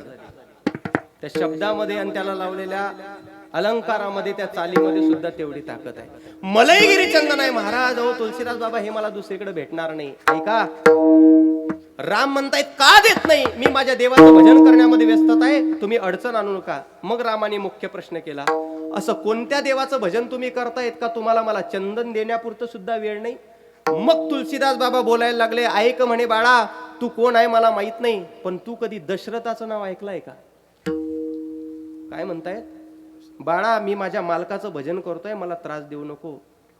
देवानीच प्रश्न विचारला, कोणत्या देवाचं भजन करताय की तुम्हाला चंदन देण्यापुरतं वेळ नाही? मग तुलसीदास बाबा बोलतायत, बाळा तू कधी दशरथाचं नाव ऐकलंय का? रामांना असं वाटलं की नाव कुठंतरी ऐकल्यासारखं वाटतंय. हळूवार आधार कार्ड काढलं, मध्ये नाव दिसलं, हे तर आपल्या संपर्कातलं आहे. म्हटले कुठले दशरथ? म्हटले अयोध्येचे. म्हणे नेमके अयोध्येचे कोणते दशरथ? म्हटले ज्यांच्या परमार्थाची दखल तुलसीदास बाबा घेतायत, जगाचा मालक घेतो. अवधपुरी रघुकुल मणिराव वेद विदित तहु दशरथ नाव धर्म धुरंधर गुणी अति ज्ञानी दय भगती मनीषा रंगपानी राम सिया राम राम सिया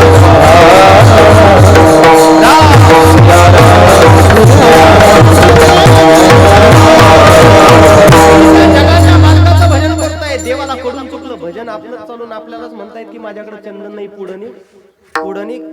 तुलसीदास बाबा मनातल्या मनात विचार करतायत, योगी याच्या ध्यानी ध्याताना तुळसी तो स्वतः याचक म्हणून म्हणतायत, आणि हे एकमेव बाबा असे भेटले ते मला म्हणतायत पुढं चाल. बाबा शेवटचा विचारतो, चंदन देताय का? म्हटले माझ्याकडचंच पाहिजे का? तुझ्या हातानं घे, पण पटकन इथून निघून जा. काय केलं तुलसीदास बाबांनी? असं म्हटल्यानंतर देवानी त्या चंदनाच्या थालीत बोट बुडवलं, कपाडाला तिलक केला आणि राहिलेलं चंदन तुलसीदासांच्या कपाडी लावलं. माझा प्रश्न आहे, परत प्रत्येकाने उत्तर द्या, या दोघांची भेट होण्याची जबाबदारी कोणी घेतली होती? मारुतीरायणी, हनुमंतरायणी, बरोबर. तेच हनुमंतराय त्या शुक स्वरूपात, पोपटाच्या स्वरूपात त्या वटवृक्षावर बसलेले होते आणि त्यांनी शब्द दिला होता, हनुमंतरायांना कडून चुकलं, आता जर परिचय झाला नाही तुलसीदासांना तर परत आयुष्यभर आयुष्य निघून जाईल, पण रामाची भेट कधी होणार नाही. भेट होण्याकरता काहीतरी संकेत द्यायला पाहिजे, म्हणून ती तिलक करण्याची प्रक्रिया लक्षात घेतली आणि पोपटाच्या रूपात हनुमंतराय बोलायला लागले. मंदाकिनी तट राम घाट पर भई संतन की भीर, मंदाकिनी तट राम घाट पर भई संतन की भीर, तुलसीदास चंदन घिसेवर तिलक करे रघुवीर सियावर रामचंद्र की जय, पवन सुत हनुमान की जय, उमापति मंदाकिनी तट राम घाट पर भई संतन की भीर, तुलसीदास चंदन घिसेवर तिलक करे रघुवीर. तुलसीदासांनी फक्त रघुवीर शब्द ऐकला, पटकन उभे राहिले आणि रामाच्या समोर. आणि मग रामाला म्हणतायत, देवा अहो जो शब्द मी ऐकला रघुवीर, मग म्हणायला लागले तो मीच आहे. अयोध्या नरेश मीच, कौसल्यानंदन मीच. देवा अहो योगी जपी तपी संन्यासी युगानुयुग तप करून सुद्धा त्यांच्या स्वप्नाला न जाणारा देव माझ्या समोर फक्त देव म्हणून नाही तर याचक म्हणून उभा होता. ज्याच्या समोर विश्वानं मागावं तो माझ्या समोर मागत होता. मी पदोपदी तुमचा अपमान करत गेलो, देवा का हो परिचय दिला नाही? देवानं दिलेलं उत्तर घरी घेऊन जा. देव म्हणायला लागले, तुलसीदास बाबा, सर्वांना जर मी स्वतः परिचय देत गेलो तर भक्ती या शब्दाला जगामध्ये अर्थ उरणार नाही. माझा परिचय मी देत नसतो, भक्तीच्या जोरावर तो करून घ्यावा लागतो. आतापर्यंत भाग्य नव्हतं, ते उजडायला आलं म्हणून तुम्हाला परिचय दिला. आता हे भाग्य कोणामुळे उजडायला आलं तर हनुमंतराय लगेच बाजूला मूळ स्वरूपामध्ये आले. एका बाजूने मालक आहे, दुसऱ्या बाजूने दास आहे. दर्शन आधी मालकाचं घ्यावं म्हटलं तर मालकाचं तासभर झाले मी अपमानच करत होतो. मग दर्शन कोणाचं घ्यावं? गुरुच्या मुळे आम्हाला आमचे मालक भेटले म्हणून रामकथा लिहिली. पण रामाला गुरु नाही केलं, कारण गुरुचा अपमान केला एवढा की काढून देण्यापर्यंत त्यांना शब्द बोलले. पण त्या भेटलेल्या देवाचा सुद्धा परिचय ज्याच्यामुळे होत असतो ना, त्यांना आम्ही साधू म्हणतो, त्यांना आम्ही गुरु म्हणतो. म्हणून श्री गुरु चरण सरोज रज. रामाचा भेट होऊन सुद्धा आमच्या जीवनामध्ये काही उपयोग झाला नाही जोपर्यंत हनुमंतराय आमच्या जीवनामध्ये नाही. हे हनुमंतराय फक्त भेट घालून देण्याकरता कारणीभूत नाही. मग अतुलित बलधामम हेमशैलाभ देहम धनुजवन कृशानम ज्ञानिनाम अग्रगण्यम सकल गुणानिदानम वाननानामधीशम रघुपती प्रिय भक्तम वात जातम. सकल गुण निधानम. सकल गुण म्हणजे कशाला म्हणतात? एखाद्याला एखादं काम सांगितलं, जा तिकडून ते घेऊन ये, तेवढंच घेऊन येणं, याला फक्त गुणनिधी म्हणतात. पण सकल गुणनिधी कोणाला म्हणतात माहित आहे? प्रसंग सांगतो, एकदा टाळी वाजवा. विठ्ठल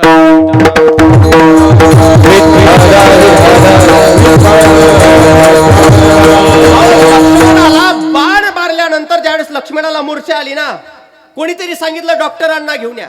आणि डॉक्टरांना घेऊन या म्हटल्यानंतर हनुमंतरायांकडे बोट दाखवलं. हनुमंतरायांना कळून गेलं की मला डॉक्टरांना आणायची जबाबदारी दिली आहे. फक्त एकच उच्चार केला, जय श्रीराम. आणि जय श्रीराम म्हणून सरळ उडी घेतली हनुमंतरायांनी. ते लंकेमध्ये सुसेन वैद्याच्या घरात आधी विनंती केली, महाराज लक्ष्मणाला बाण लागलाय, मूर्छा अवस्था आलेली आहे, तुम्हाला चालावं लागतं. तो सुसेन वैद्य म्हणायला लागला, माफ करा हनुमंतराय, पण मी रावणाचा वैद्य आहे.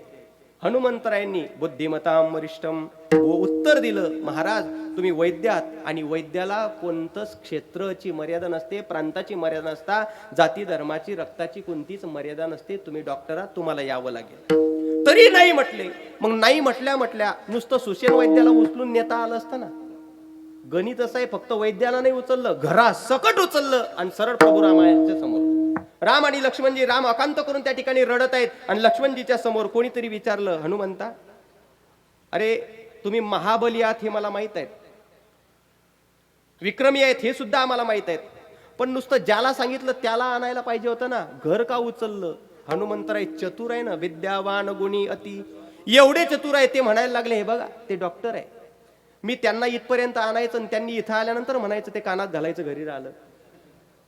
अति चातुर, त्याच्यापेक्षा नको, घरा सकट उचलून आणलं, काय पाहिजे ते बघा. मग इथपर्यंत आणल्यानंतर परत त्यांनी सुशील वैद्यांनी ट्रीटमेंट केली आणि सांगितलं यांना संजीवनी पाहिजे. पुढचं ऐकायला पाहिजे, पुढं ऐकायला पाहिजे ना, की काडी आहे का गोरी आहे का वेलीच्या स्वरूपात आहे का झाडाच्या स्वरूपात आहे, याला संजीवनी पाहिजे. ते द्रोणागिरीवर भेटते. एवढंच ऐकलं परत आरोडी दिली, जय श्रीराम. लक्ष्मणा आली मूर्छा लागोनिया बाण, द्रोणागिरीसाठी राया केले तो उड्डाण, तळहातावरी आला घेऊन पंच प्राण, एक मुखाने बोला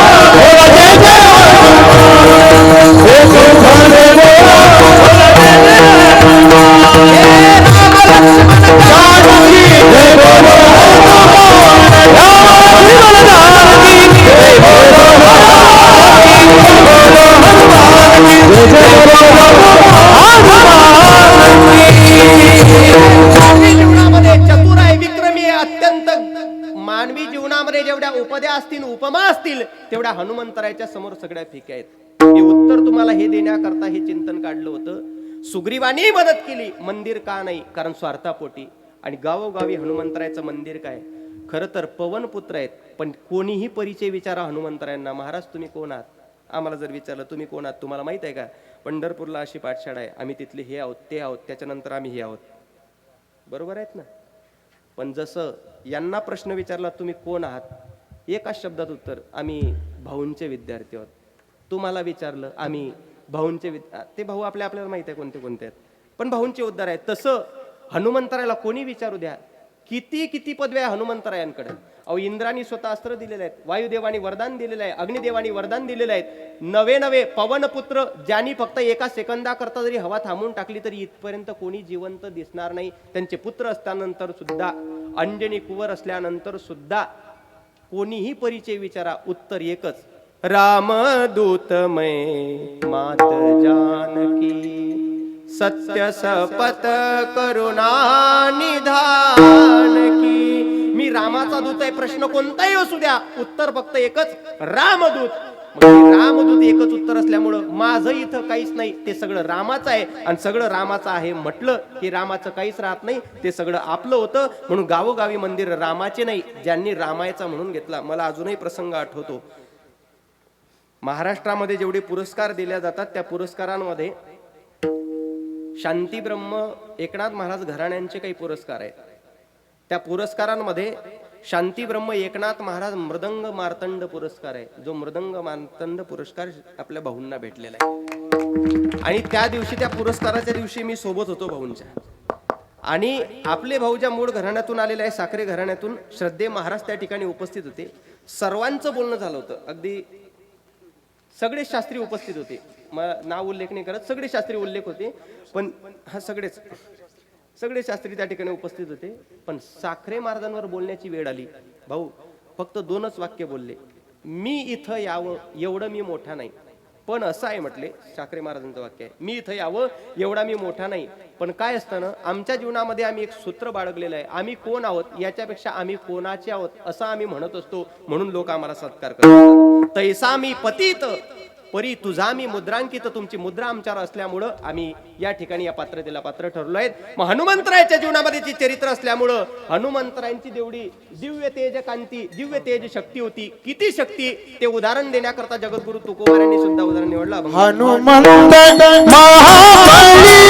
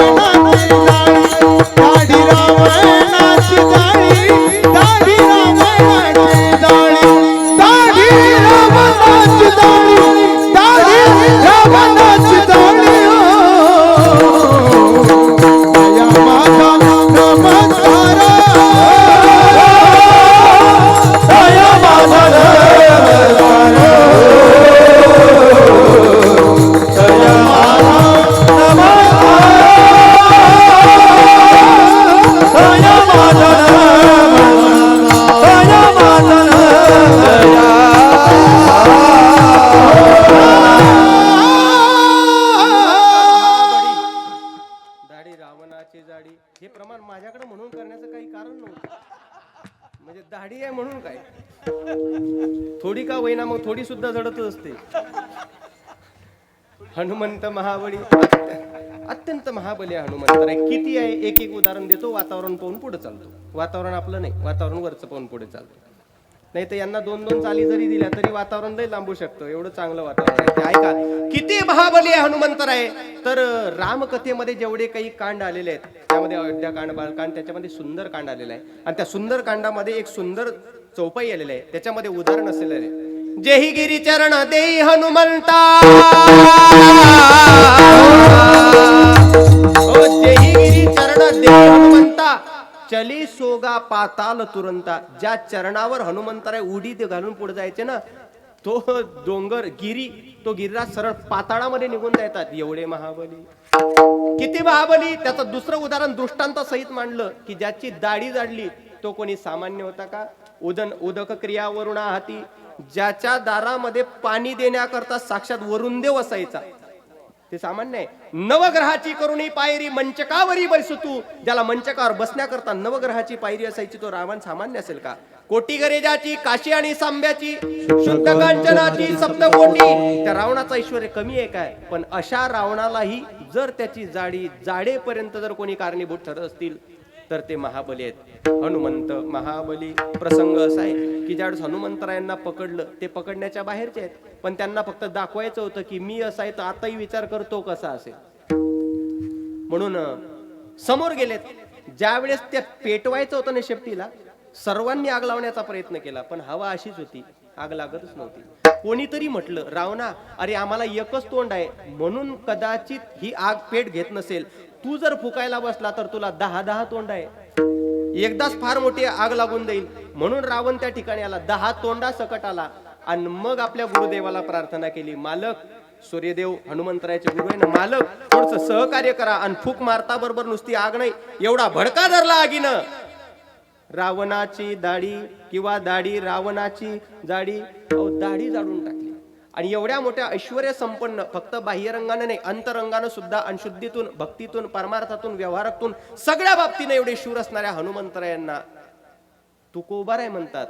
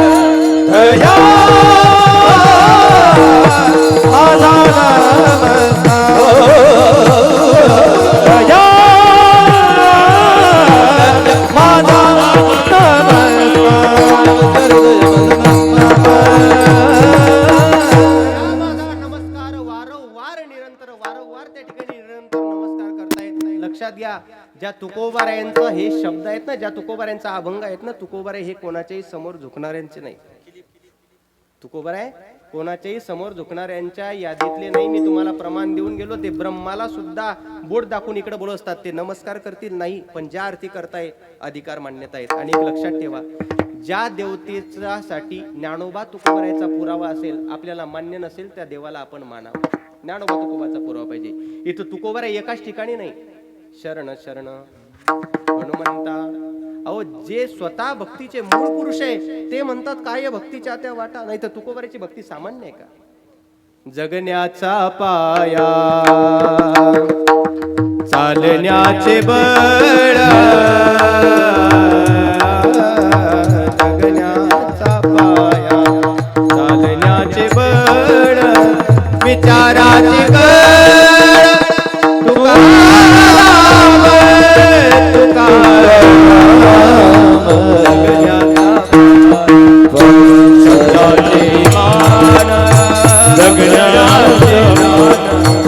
शब्दाचे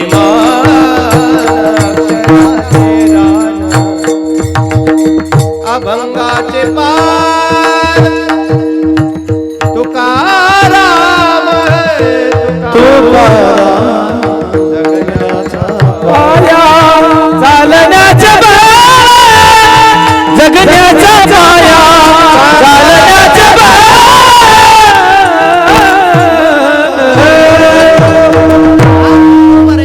भक्तीविषयी पारमार्थिक म्हणजे आपल्या क्षेत्रातल्या जवळच्या लोकांनी वर्णन करावं यात नवल नाही. पण वैऱ्यांनी सुद्धा ज्यांचं वर्णन केलेलं आहे, एवढे श्रीमंत परमार्थातलं उत्तंग व्यक्तिमत्व जगद्गुरु तुकोबाराय. आणि ते तुकोबाराय जर म्हणत असतील वारंवार निरंतर, तर काहीतरी विशेष असायला पाहिजे. ज्ञानोबारायांनी सुद्धा हनुमंतरायची दखल घेत असताना ज्ञानेश्वरीमध्ये स्पष्ट उल्लेख केलेला आहे. ध्वजस्तंभावरी वानरू तो मूर्तिमंत शंकरू सारथी शारंगधरू अर्जुनेसी म्हणून बोलून गेलो. ज्या भक्ताची असेल, देवाची असेल दखल ज्ञानोबाराय तुकोबाराय स्वतः आपल्या गाथ्यामध्ये जर मांडत असतील, तर ती देवता सामान्य नाही. प्रत्येक संतांनी, कोण असे संत आहे की ज्यांनी हनुमंतरायची दखल घेतली नाही? प्रत्येक क्षेत्रामध्ये देवाच्या कायम सानिध्यामध्ये राहणारे नामदेवराय, तो पंढरी रायाचा प्रेम भांडारी, पांडुरंगाच्या प्रेम भांडारीचे मालक असणारे संत शिरोमणी नामदेव महाराज.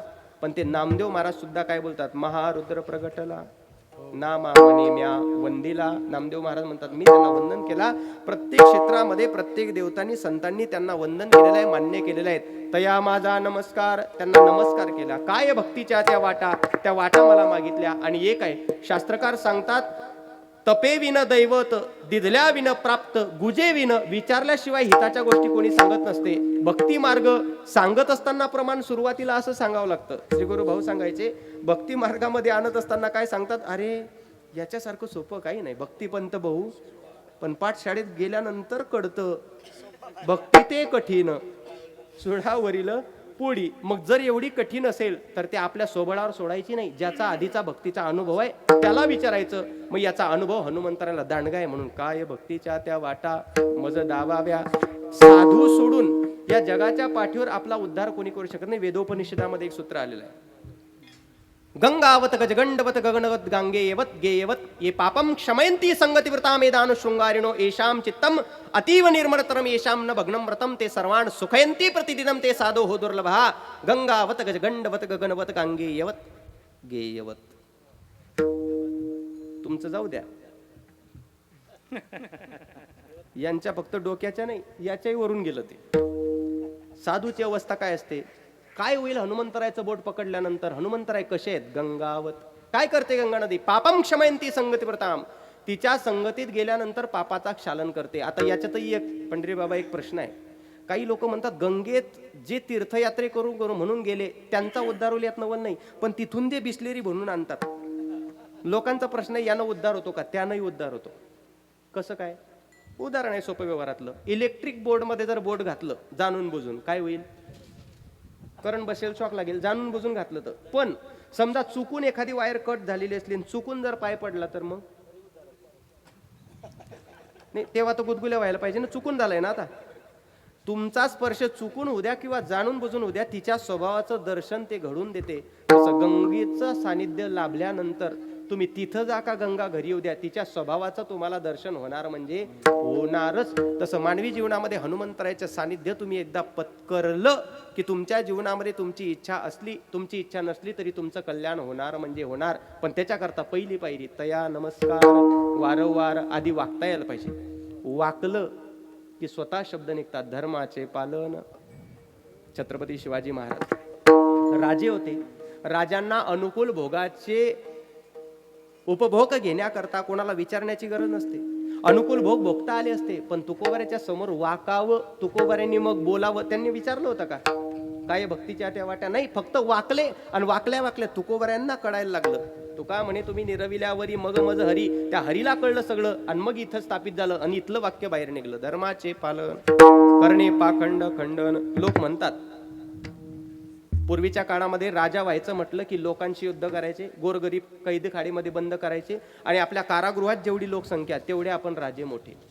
मग मी नेहमी सांगत असतो, इंसानों को गुलाम बनाकर कई बादशाह बने हैं, इंसानों को गुलाम बनाकर कई बादशाह बने हैं, लेकिन गुलामों को इंसान बनाने वाला एक ही बादशाह है जिनका नाम है छत्रपती शिवाजी महाराज. हे दोन राजे असे आहेत. महाराणा प्रताप, महाराणांच्या आधी जेवढे राजे होऊन गेले त्यांचे वडील आजोबा पणजोबा ते फक्त राणा म्हणवल्या जायचे, राणा सांगापासून. पण जेव्हा महाराणा प्रतापाची क्रांती लोकांनी पाहिली तेव्हापासून राणा बंद झाला आणि महाराणा चालू झालं. तसं छत्रपतींच्या आधी राजे खूप झाले, पण जाणते राजे म्हटलं की फक्त छत्रपती शिवाजी एकच राजा इथे जन्मला, एकच राजा इथे जन्मला, शिवनेरी किल्ल्यावर, शिवनेरी किल्ल्यावर, माझ्या राजाचं नाव गाजत गड किल्ल्याच्या गडावर, माझ्या राजाचं नाव गाजत गड किल्ल्याच्या गडावर, माझ्या राजाचं नाव गाजत गड किल्ल्याच्या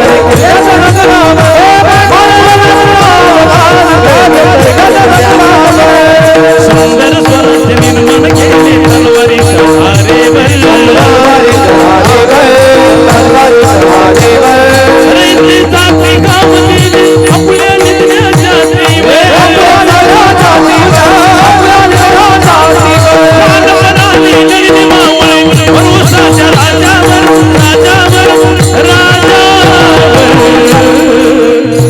माझ्या राजाचं नाव गाजतंय गड किल्ल्याच्या गडावर, माझ्या राजाचं नाव गाजतंय गड किल्ल्याच्या गडावर. जय भवानी, जय शिवाजी, जय भवानी, जय शिवाजी, छत्रपती महाराज की जय.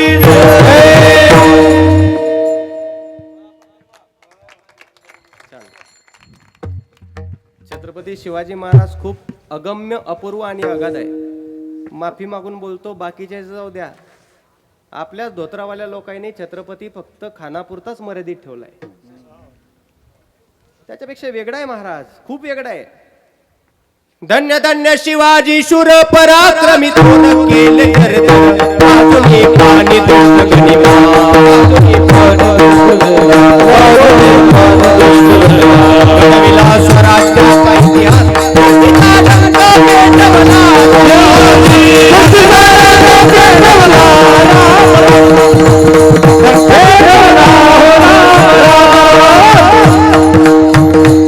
शिवरायाच्या शौर्याच्या कथा,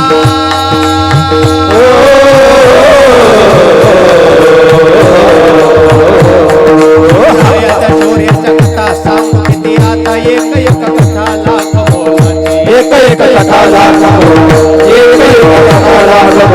हिंदवी स्वराज्याचे संस्थापक छत्रपती शिवाजी महाराज यांचं जीवन चरित्र हे फक्त मर्यादित नाही, अगम्य, अपूर्व आणि अगाध असणारे जीवन चरित्र आहे. इधर है छत्रपती शिवाजी महाराज और धर्मवीर संभाजी महाराज का यहाँ किसी की मनमानी नहीं चलती. ये भी बात पक्की है, यहाँ किसी को परेशानी नहीं होती. अरे कुछ तो बात है हमारे छत्रपती में, वरना यूं ही दुनिया उनकी दीवानी नहीं होती. असा कोण माणूस आहे धर्ममंडपामध्ये ज्यांना छत्रपती माहित नाही. और सोबत असणारे मावळे मोजके आणि एवढे गोड सुंदर. शिव शिवरायाचे ते मावळे रंग सावळे जरी कोवळे वाहती शोभाला ते वाजे शोभाला वाजे शोभाला छत्रपती शिवाजी महाराज कुतुबशहाचं जीवन चरित्र जर आपल्याला माहित असेल, भाग्यनगर आताचं हैदराबाद, त्या भाग्यनगरला त्या कुतुबशहाशी हात मिळवण्याकरता छत्रपती शिवाजी महाराज एकदा गेले होते, मित्र म्हणून हात मिळवायला. काही मोजके बावडे सोबत होते. मोजक्या बावड्याला घेऊन छत्रपतींनी किल्ला चढला आणि सगळ्यात वरच्या टोकावर गेल्यानंतर कुतुबशहा छत्रपती शिवाजी महाराजांना म्हणायला लागला, महाराज मी असं ऐकलेलं होतं की तुमच्यासारखं बुद्धी चातुर्य आतापर्यंत कोणाकडे प्राप्त झालं नाही, पण माझा एक प्रश्न आहे तुमच्यासाठी. मोजके 5-6 अंगरक्षक घेऊन तुम्ही माझ्या भरोशावर इथं किल्ल्यावर चढलात, जर मी आता तुमचा घात केला तर माझं कोण काय बिघडू शकणार आहे? छत्रपती शिवाजी महाराज बोलायला लागले, महाराज तुम्हाला हे कोणी सांगितलं माझ्यासोबत मोजके 5-6 बावडे आहेत? एकदा खिडकीतून खाली वाकून पहा. ज्यावेळेस त्या कुतुबशहाने खिडकीतून खाली वाकून पाहिलं, महाराजांनी किल्ला चढेपर्यंत 5000 अंगरक्षकांनी पूर्ण किल्लाचा किल्ला ताब्यामध्ये घेतला होता. कुतुबशहा तोंडाला हात लावून बोलतोय, महाराज मला तुमच्याशी हात मिळवणी करायचा आहे, एकंदरीत मला तुमचं मित्र व्हायचं आहे. मित्रापासून जर छत्रपती शिवाजी महाराज एवढे सावध राहत असतील तर शत्रूपासून छत्रपती शिवाजी महाराज किती सावध असतील याचा विचार करायला पाहिजे. दुसऱ्या दिवशी सूर्योदय झाला. छत्रपती शिवाजी महाराजांना तो कुतुबशाही इकडे तिकडे राजवाड्यातल्या आपल्या सगळ्या गोष्टी दाखवत आहेत. महाराज इथं अस्सल जातीवंत घोड्याची पैदास केली जाते, जी घोडे युद्धशाळेमध्ये आम्हाला कामाला येतात. इथं अस्सल जातीवंत हत्तीची पैदास केली जाते.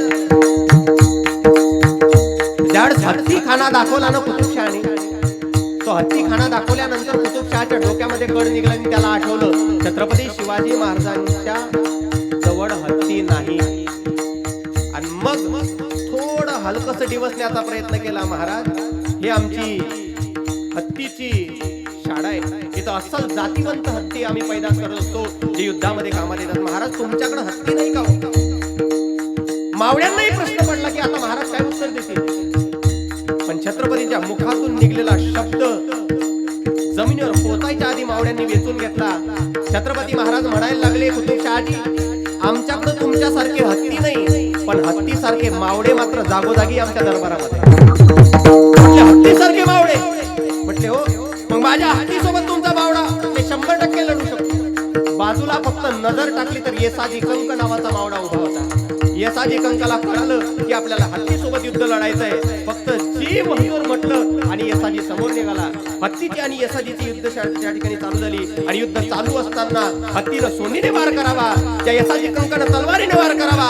हळूच एक वार हत्ती करण्याकरता सोंड उचलली, त्या सोंडीवर पाय दिला, हत्तीच्या मस्तकावर जाऊन बसले येसाजी कंक. आणि जशी मान परत वरती आली, सोंड परत वरती आली, तलवारीनं एकाच गावामध्ये त्या हत्तीची सोंड मस्तकापासून वेगळी करून टाकली. ज्यावेळेस एवढा मोठा पराक्रम त्या कुतुबशहाने पाहिला, रत्नाची माळ आणली आणि देण्याचा प्रयत्न केला. मावळ्यानं अनमोल रत्नाची माळ सुद्धा वापस केली आणि त्या कुतुबशहाला म्हणतायत, महाराज आमचं कौतुक करण्याकरता आमचं स्वराज्याचं धनी पुरे आहे, आम्हाला दुसऱ्याच्या कौतुकाची थाप सुद्धा नको आहे. एवढं मोठं अगम्य अपूर्व आणि अगाध चरित्र ज्या राजाचं आहे ते छत्रपती शिवाजी महाराज कोणी सामान्य व्यक्तिमत्व नाही. महाराज दिसण्याकरता अत्यंत सामान्य असतील पण असामान्य आहेत. पण कोणामुळे? जसं मासाहेब जिजाऊचे संस्कार आहेत त्याप्रमाणे जगद्गुरु तुकोबारायचे विचाराचे संस्कार आहेत. ते तुकोबाराय कोणाचाही मागोवा घेत नाही आणि ज्या अर्थी बोलतात तया नमस्कार वारंवार जर घेत असतील तर ते कोणीतरी विशिष्ट अधिष्ठातू असायला पाहिजे. आणि रावणाचं उदाहरण देऊन ज्या अर्थी हनुमंतरायानं पुढे करण्याचा प्रयत्न केलाय, रावण एवढा महाबली आणि त्याची जर दाढी जाडतायत तर तो कोणी सामान्य नाही. म्हणून तया नमस्कार वारंवार उड्डाण केलं आणि उड्डाण करून करोनी भूतान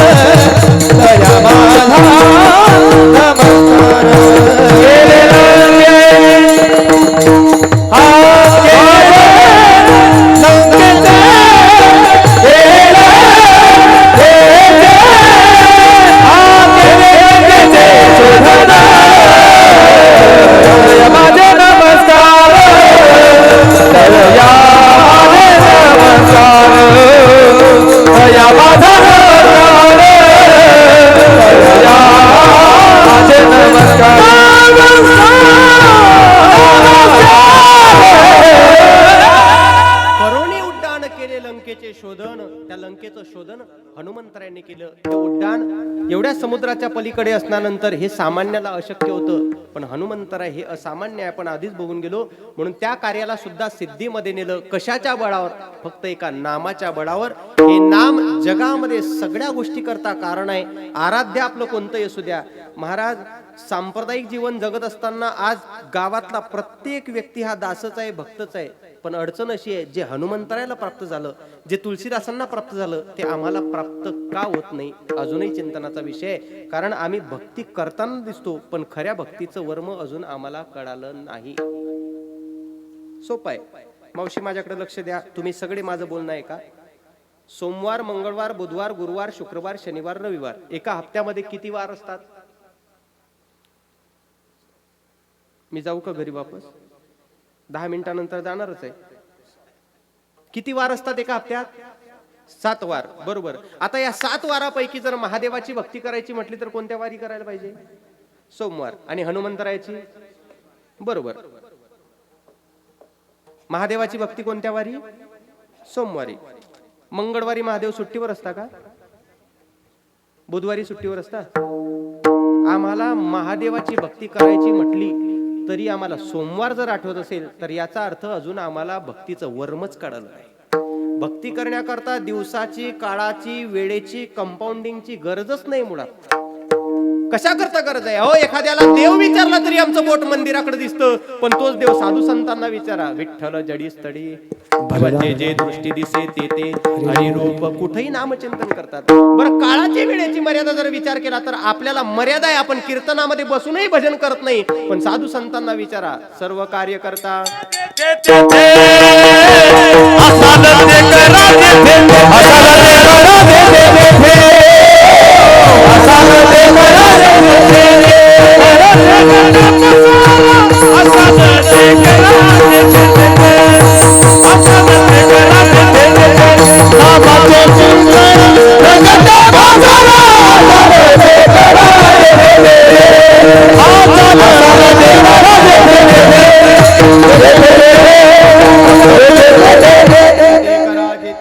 मानवी जीवनामध्ये भजन करण्याकरता काळाची वेळेची मर्यादा नाही. सर्व कार्य करता हरी बोला आणि कुठेही बोला, त्याला मर्यादा नाही. आणि विशेष आपल्याकडे वेळ नसेल, पण जर आपल्या करता कोणी एखादा निमित्त मात्र झाला असेल, मुळे परिवार आपल्या करता निमित्त मात्र आहेत. नाहीतर भगवत भजन आणि एवढे साधू एका ठिकाणी करणं, त्यातही यांना एकत्रित करणं म्हणजे गायनाचार्य येतील नाही, पण तुम्ही असाल हे सांगता येत नाही. तुम्ही येसाल हे सांगता येत नाही. मग पत्रिकेवर असलं तरी येसाल हे सांगता येत नाही.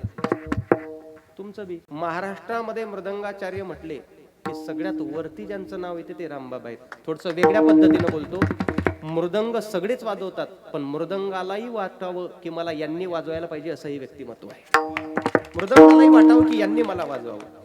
आणि म्हणून एवढी सगळी तालमोलाची तोलामोलाची जर व्यक्तिमत्व या ठिकाणी उपस्थित आहेत, हे तुमच्या कुडाचं भाग्य आहे. दाता तोची एक जाना जो नारायण स्मरवी. दाता तो एक म्हणून जातो ज्याच्या निमित्तानं, आपल्या निमित्तानं. अहो, प्रश्न पडतो ना महाराज, एवढं रुपयाचा, एवढा लाखो रुपयाचा खर्च करून ते मुंबईहून इथं येऊन आरामात झोपू शकले असते एसीच्या रूम मध्ये, किंवा एवढ्या खर्चात 1 खोली 2 खोल्या काढता आल्या असत्यात. पण एवढं असून मला असं वाटतं त्या हाराचीच किंमत 10-15 हजार रुपये असायला पाहिजे. काय गरज आहे एवढ्याची? पण ऐका, मायबापाचे संस्कार जे असतात ना, एक वाक्य बोलून जातो, मेल्यानंतर बुंदीची लाडूची पंगत नाही दिली तरी चालते, जिवंतपणी मायनं टाकलेला शब्द पूर्ण केला ना, तुमच्या करता बिना चपलीचा नवरात्राचा उपवास घडलाय. श्री गुरु भाऊ सांगायचे आमचे. अहो, शास्त्रकाळाचं गणित आहे महाराज. ज्याला बापाचे पाय धुता आले त्याच्या करता नवरात्रीच्या उपवासाची गरज नाही, ज्याला माईचे पाय धुता आले त्याला करता नवरात्रीच्या उपवासाची गरज नाही. आपले मायबाप जर आपल्यापासून उदास असतील आणि तुम्ही नाना प्रकारच्या क्षेत्रावर जाऊन तीर्थयाटना करत असेल ना, तर ते व्यर्थ आहे. जगामध्ये सगळे तीर्थ करण्याकरता वेगवेगळ्या क्षेत्रावर जावं लागतं, पण सगळे तीर्थ एका ठिकाणी जर घडवायचे असतील तर सकल तीर्थाची दुरे जे का माता पितरे तया सेवेसी कीर शरीरे लोन की. जे प्रत्यक्ष स्वरूपामध्ये, अहो, जगाची माय असणारा कृष्ण, जगाचा बाप असणारा कृष्ण, त्याला सुद्धा इच्छा निर्माण झाली की मला सुद्धा मैया म्हणता यायला पाहिजे. म्हणून आधी त्याचा अधिकार सांगितला, विश्वाचा जनिता. आधी अधिकार सांगितला, डायरेक्ट बोलता आलं असतं ना, पण डायरेक्ट नाही सांगितलं. जो विश्वाचा जनिता आहे, पितामहस्य जगतो माता धाता पितामह वैद्यम पवित्र ओंकार रोक्षाम विजयवच, ज्याच्याविषयी बोलत असताना ज्ञानोबाराय बोलतात, पैजयाचे नियंग संगे ये प्रकृतीस्तव अष्टांगे जन्म पावी जत असे जगे तो पिता मिगा. ज्याच्याविषयी बोलत असताना वेदोपनिषद बोलते, भयादस्य अग्निस्तपती भयातपती सूर्या भयात इंद्रश्व आयुष्य मृत्युर्धावची पश्चिमा. ज्याच्याविषयी बोलत असताना साधू त्यांचा अधिकार सांगतात, तुझी या सत्तेने वेदाशी बोलणे सूर्याशी चालणे तुझी आवडे फुटती तरुवर उष्ण काळ मासी. हा सुद्धा सत्य आहे, पण तो म्हणे यशोदेशी माता. एवढं सांगितलं, एवढं तेवढ्या करताच फक्त म्हणे यशोदेशी माता. आईच्या वचनाची पूर्तता होण्याकरता कोणीतरी असे 3 लेकरासारखे लेकरच असावं लागतात महाराज. हे प्रत्येकाला कळत नाही. शोकांतिक आहे महाराज. एकदा गाव सोडून माणूस मुंबईला गेला ना की त्याला मुंबईहून अमेरिकेत जायची इच्छा निर्माण होते, पण मुंबईतून गावाकडे यायची इच्छा निर्माण होत नाही. आमच्या सारखेच्या वाटीला कितीतरी असे कीर्तन येतात की ज्यांनी स्वतःचे काबाळ कष्ट करून लेकराला विदेशामध्ये पाठवलं, पण ज्यावेळेस तेच मायबाप इहलोकाची यात्रा संपून निघून जातात ना, आणि फोन केला जातो ना, दादा तुमचे वडील राहिले नाहीत, तुमची आई राहिली नाहीत, तुम्हाला यावं लागतं गावाकडं. माफी मागून बोलतो महाराज, रेमंड सारख्या कंपनीचा मालक, मोडे साहेब तुम्ही सगळे मुंबईचे आहेत, रेमंड सारख्या कंपनीचा मालक करोडोमध्ये नाही, जो अब्जोपती आहे, पण त्याच्या बापाला जर वृद्धाश्रमामध्ये मरावं लागत असेल तर याच्यापेक्षा मोठी शोकांतिका काय असणार आहे. आणि जिवंतपणी आईचा शब्द पाडून तेही कीर्तनाचं नियोजन ते एवढ्या सुंदर पद्धतीनं करत असेल तर याच्यापेक्षा मोठी श्रीमंती जगाच्या वाटेत कोणती नसते. याच परमार्थिक कार्याची दखल जगाचा मालक घेतो. जो बापाला भेटतो त्याचा संसार चांगला होतो, जो पापाला भेटतो त्याचा परमार्थ चांगला होतो. जो बापाला भीतो त्याचा संसार चांगला होतो, आणि जो पापाला भीतो त्याचा परमार्थ चांगला होतो. मारा बाबा भाऊ, तुमच्याच मुखातून ऐकलेलं वाक्य आहे मी आपल्या संस्थेमध्ये. बाप आणि सूर्य दोघेही सारखे असतात. तो सकाळी तापला की त्याच्या सानिध्यात कोणाला राहायची इच्छा होत नाही, आणि घरात बाप तापला की त्याच्या समोर कोणाला राहायची इच्छा होत नाही. पण ज्यावेळेस या सूर्याचा अस्त होतो ना, त्यावेळेस बॅटरी लावल्याशिवाय काहीच दिसत नाही, आणि ज्यावेळेस घरातला सूर्य मावळतो ना, त्या दिवशी कोणाचीच बरोबरी आम्हाला करता येते. हे दोन्ही तेवढे तेजपुंज आहेत. या गोष्टी कळत नाही. मोडे साहेब, मी परत परत तुम्हाला त्या गोष्टीची धन्यता देईल की गेल्यानंतर बुंदीचे लाडू कोणालाही देता येतात, ते जगाच्या लाजेस्तव असतं. पण विश्वातलं सगळ्यात मोठं दैवत जर काय असेल तर ती आई आहे. ही आई जिवंतपणी कळायला पाहिजे. सबसे बड़ी है माँ, सबसे बड़ी है माँ, सबसे बड़ी है माँ, सबसे बड़ी है माँ। माँ से बढ़कर कोई नहीं है, माँ देती है दुआ, माँ देती है दुआ। मेरी माँ, मेरी माँ, मेरी माँ, मेरी माँ, मेरी माँ सबसे बड़ी है माँ। है सबसे बड़ी है माँ, सबसे बड़ी है माँ, सबसे बड़ी है माँ, बड़ी है विश्वातलं सगळ्यात मोठं दैवत आहे महाराज. सबसे बडी है माँ, माँ से बढ़कर कोई नाही. एकदा तो मायेचा पदर तो ओलावा निघून गेला ना की विश्वाच्या पाठीवर कोणालाच. आम्ही पांडुरंगाला बाप म्हणतो, पण जेव्हा दुःख होतं ना तेव्हा बाप नाही. ये ग जनाबाईनं दुःख झालं तर आई म्हणून बोलवलं. जसं आईचा ओलावा आहे परमार्थातला, याचा समन्वय लावा ना. तुळशी माड ही श्वासाची तुटे धाव विठ्ठला, जीव झाला कासावी स्वरूप दाव विठ्ठला. तुळशी माड ही श्वासाची तुटे धाव विठ्ठला, घरातच कारावास सोसलार रात्रंदिस तुझा मानोनिया कौल नाही वलांडली येस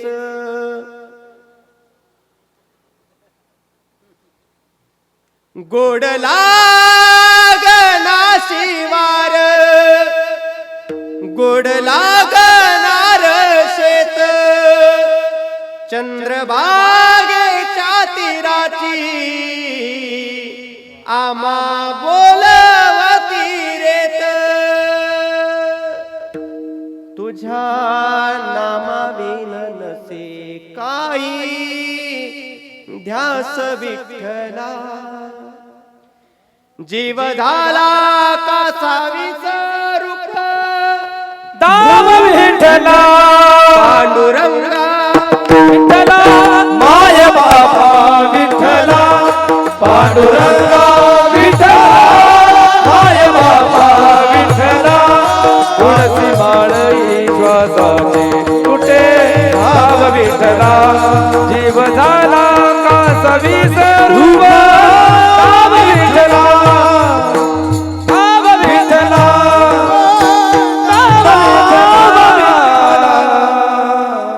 त्याला त्या ऐश्वर्य संपन्नेनं स्वीकारलं ना एकदा एक शेवटचा मुद्दा सांगतो आणि सेवेला पूर्ण विराम देतो त्याला त्या ऐश्वर्य संपन्नतेनं स्वीकारलं की तो आपली दखल घेतो कोणत्या त्याच्या नसताना विरोधीपणाला गेलं की किती मोठं असलं तर जडून राख होते जाडी आली लंका ऐकायचंय आपल्याला ते आपल्याला एवढं ऐश्वर्य आहेत पण व्यवहारातलं भागवतातलं एक उदाहरण आहे तुम्ही किती श्रेष्ठतम आहात यापेक्षा तुम्ही कोणाचे आहात याच्यावर खूप महत्व असतं ना मग दुर्योधन दुराचारीच होता पण त्याच्या सोबतचे सगळे ज्ञानी होते कृपाचार्य द्रोणाचार्य भीष्माचार्य कर्णासारखा रती महारथी सगळे ज्ञानी होते पण संगती चुकल्यामुळं इकडं 100 होते तर 100 पैकी एकही शिल्लक ठेवला नाही इकडं 5च होते पण एकाला धक्का सुद्धा लागू दिला नाही तसं इकडं ऐश्वर्याची कमी नव्हती पण एवढ्या ऐश्वर्याला सुद्धा चुकीच्या बाजूनं लावल्यामुळं तुकोबार आहेत त्याची दखल घेऊन बोलतात यांना आयुष्यभर काय केलं यापेक्षा शेवटी याच्या हातामध्ये काय उरलं अभंगाचं शेवट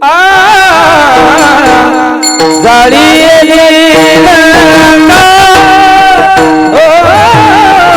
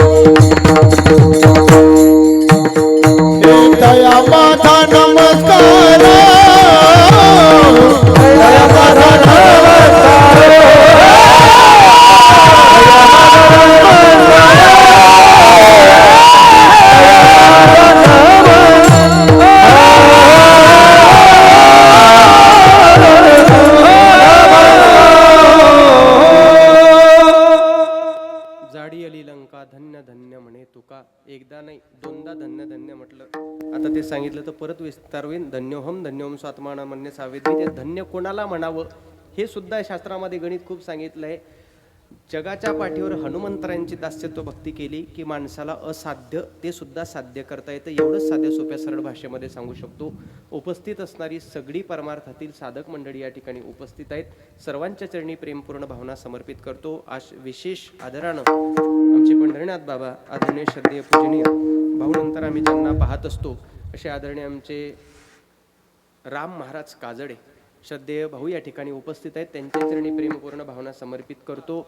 आज हा जो भक्तीचा पूर या ठिकाणी तुमच्या आगमनानं येण्यामुळे निर्माण झाला, ही सगळीच मंडळी उत्कृष्ट अशा प्रकारची साऊंड सिस्टीम आमचे पंढरीनाथ महाराज समोर उभे आहेत. त्यांचे चरणी प्रेमपूर्ण भावना समर्पित करतो. आदरणीय मुडे साहेब, आपल्या आईंची आपल्या वडिलांची इच्छा पूर्तते करता बोलून गेलो मी परत की शास्त्रकाराचं गणित आहे की स्वराज्य निर्माण करणारा कोणीतरी असावं लागतं, तरी बाकीच्या गोष्टी सोडून कीर्तन करण्याकरता सुद्धा कोणीतरी मुळे परिवारच असावं लागतो. म्हणून तुम्ही जे केलंय भगवंत तुमच्या हातून असेच परमार्थिक कार्य करून घेत राहू ही भगवंताच्या चरणी प्रार्थना करू. एकदा हात मोकळे करून सर्वांनी भजन करून सेवेला पूर्ण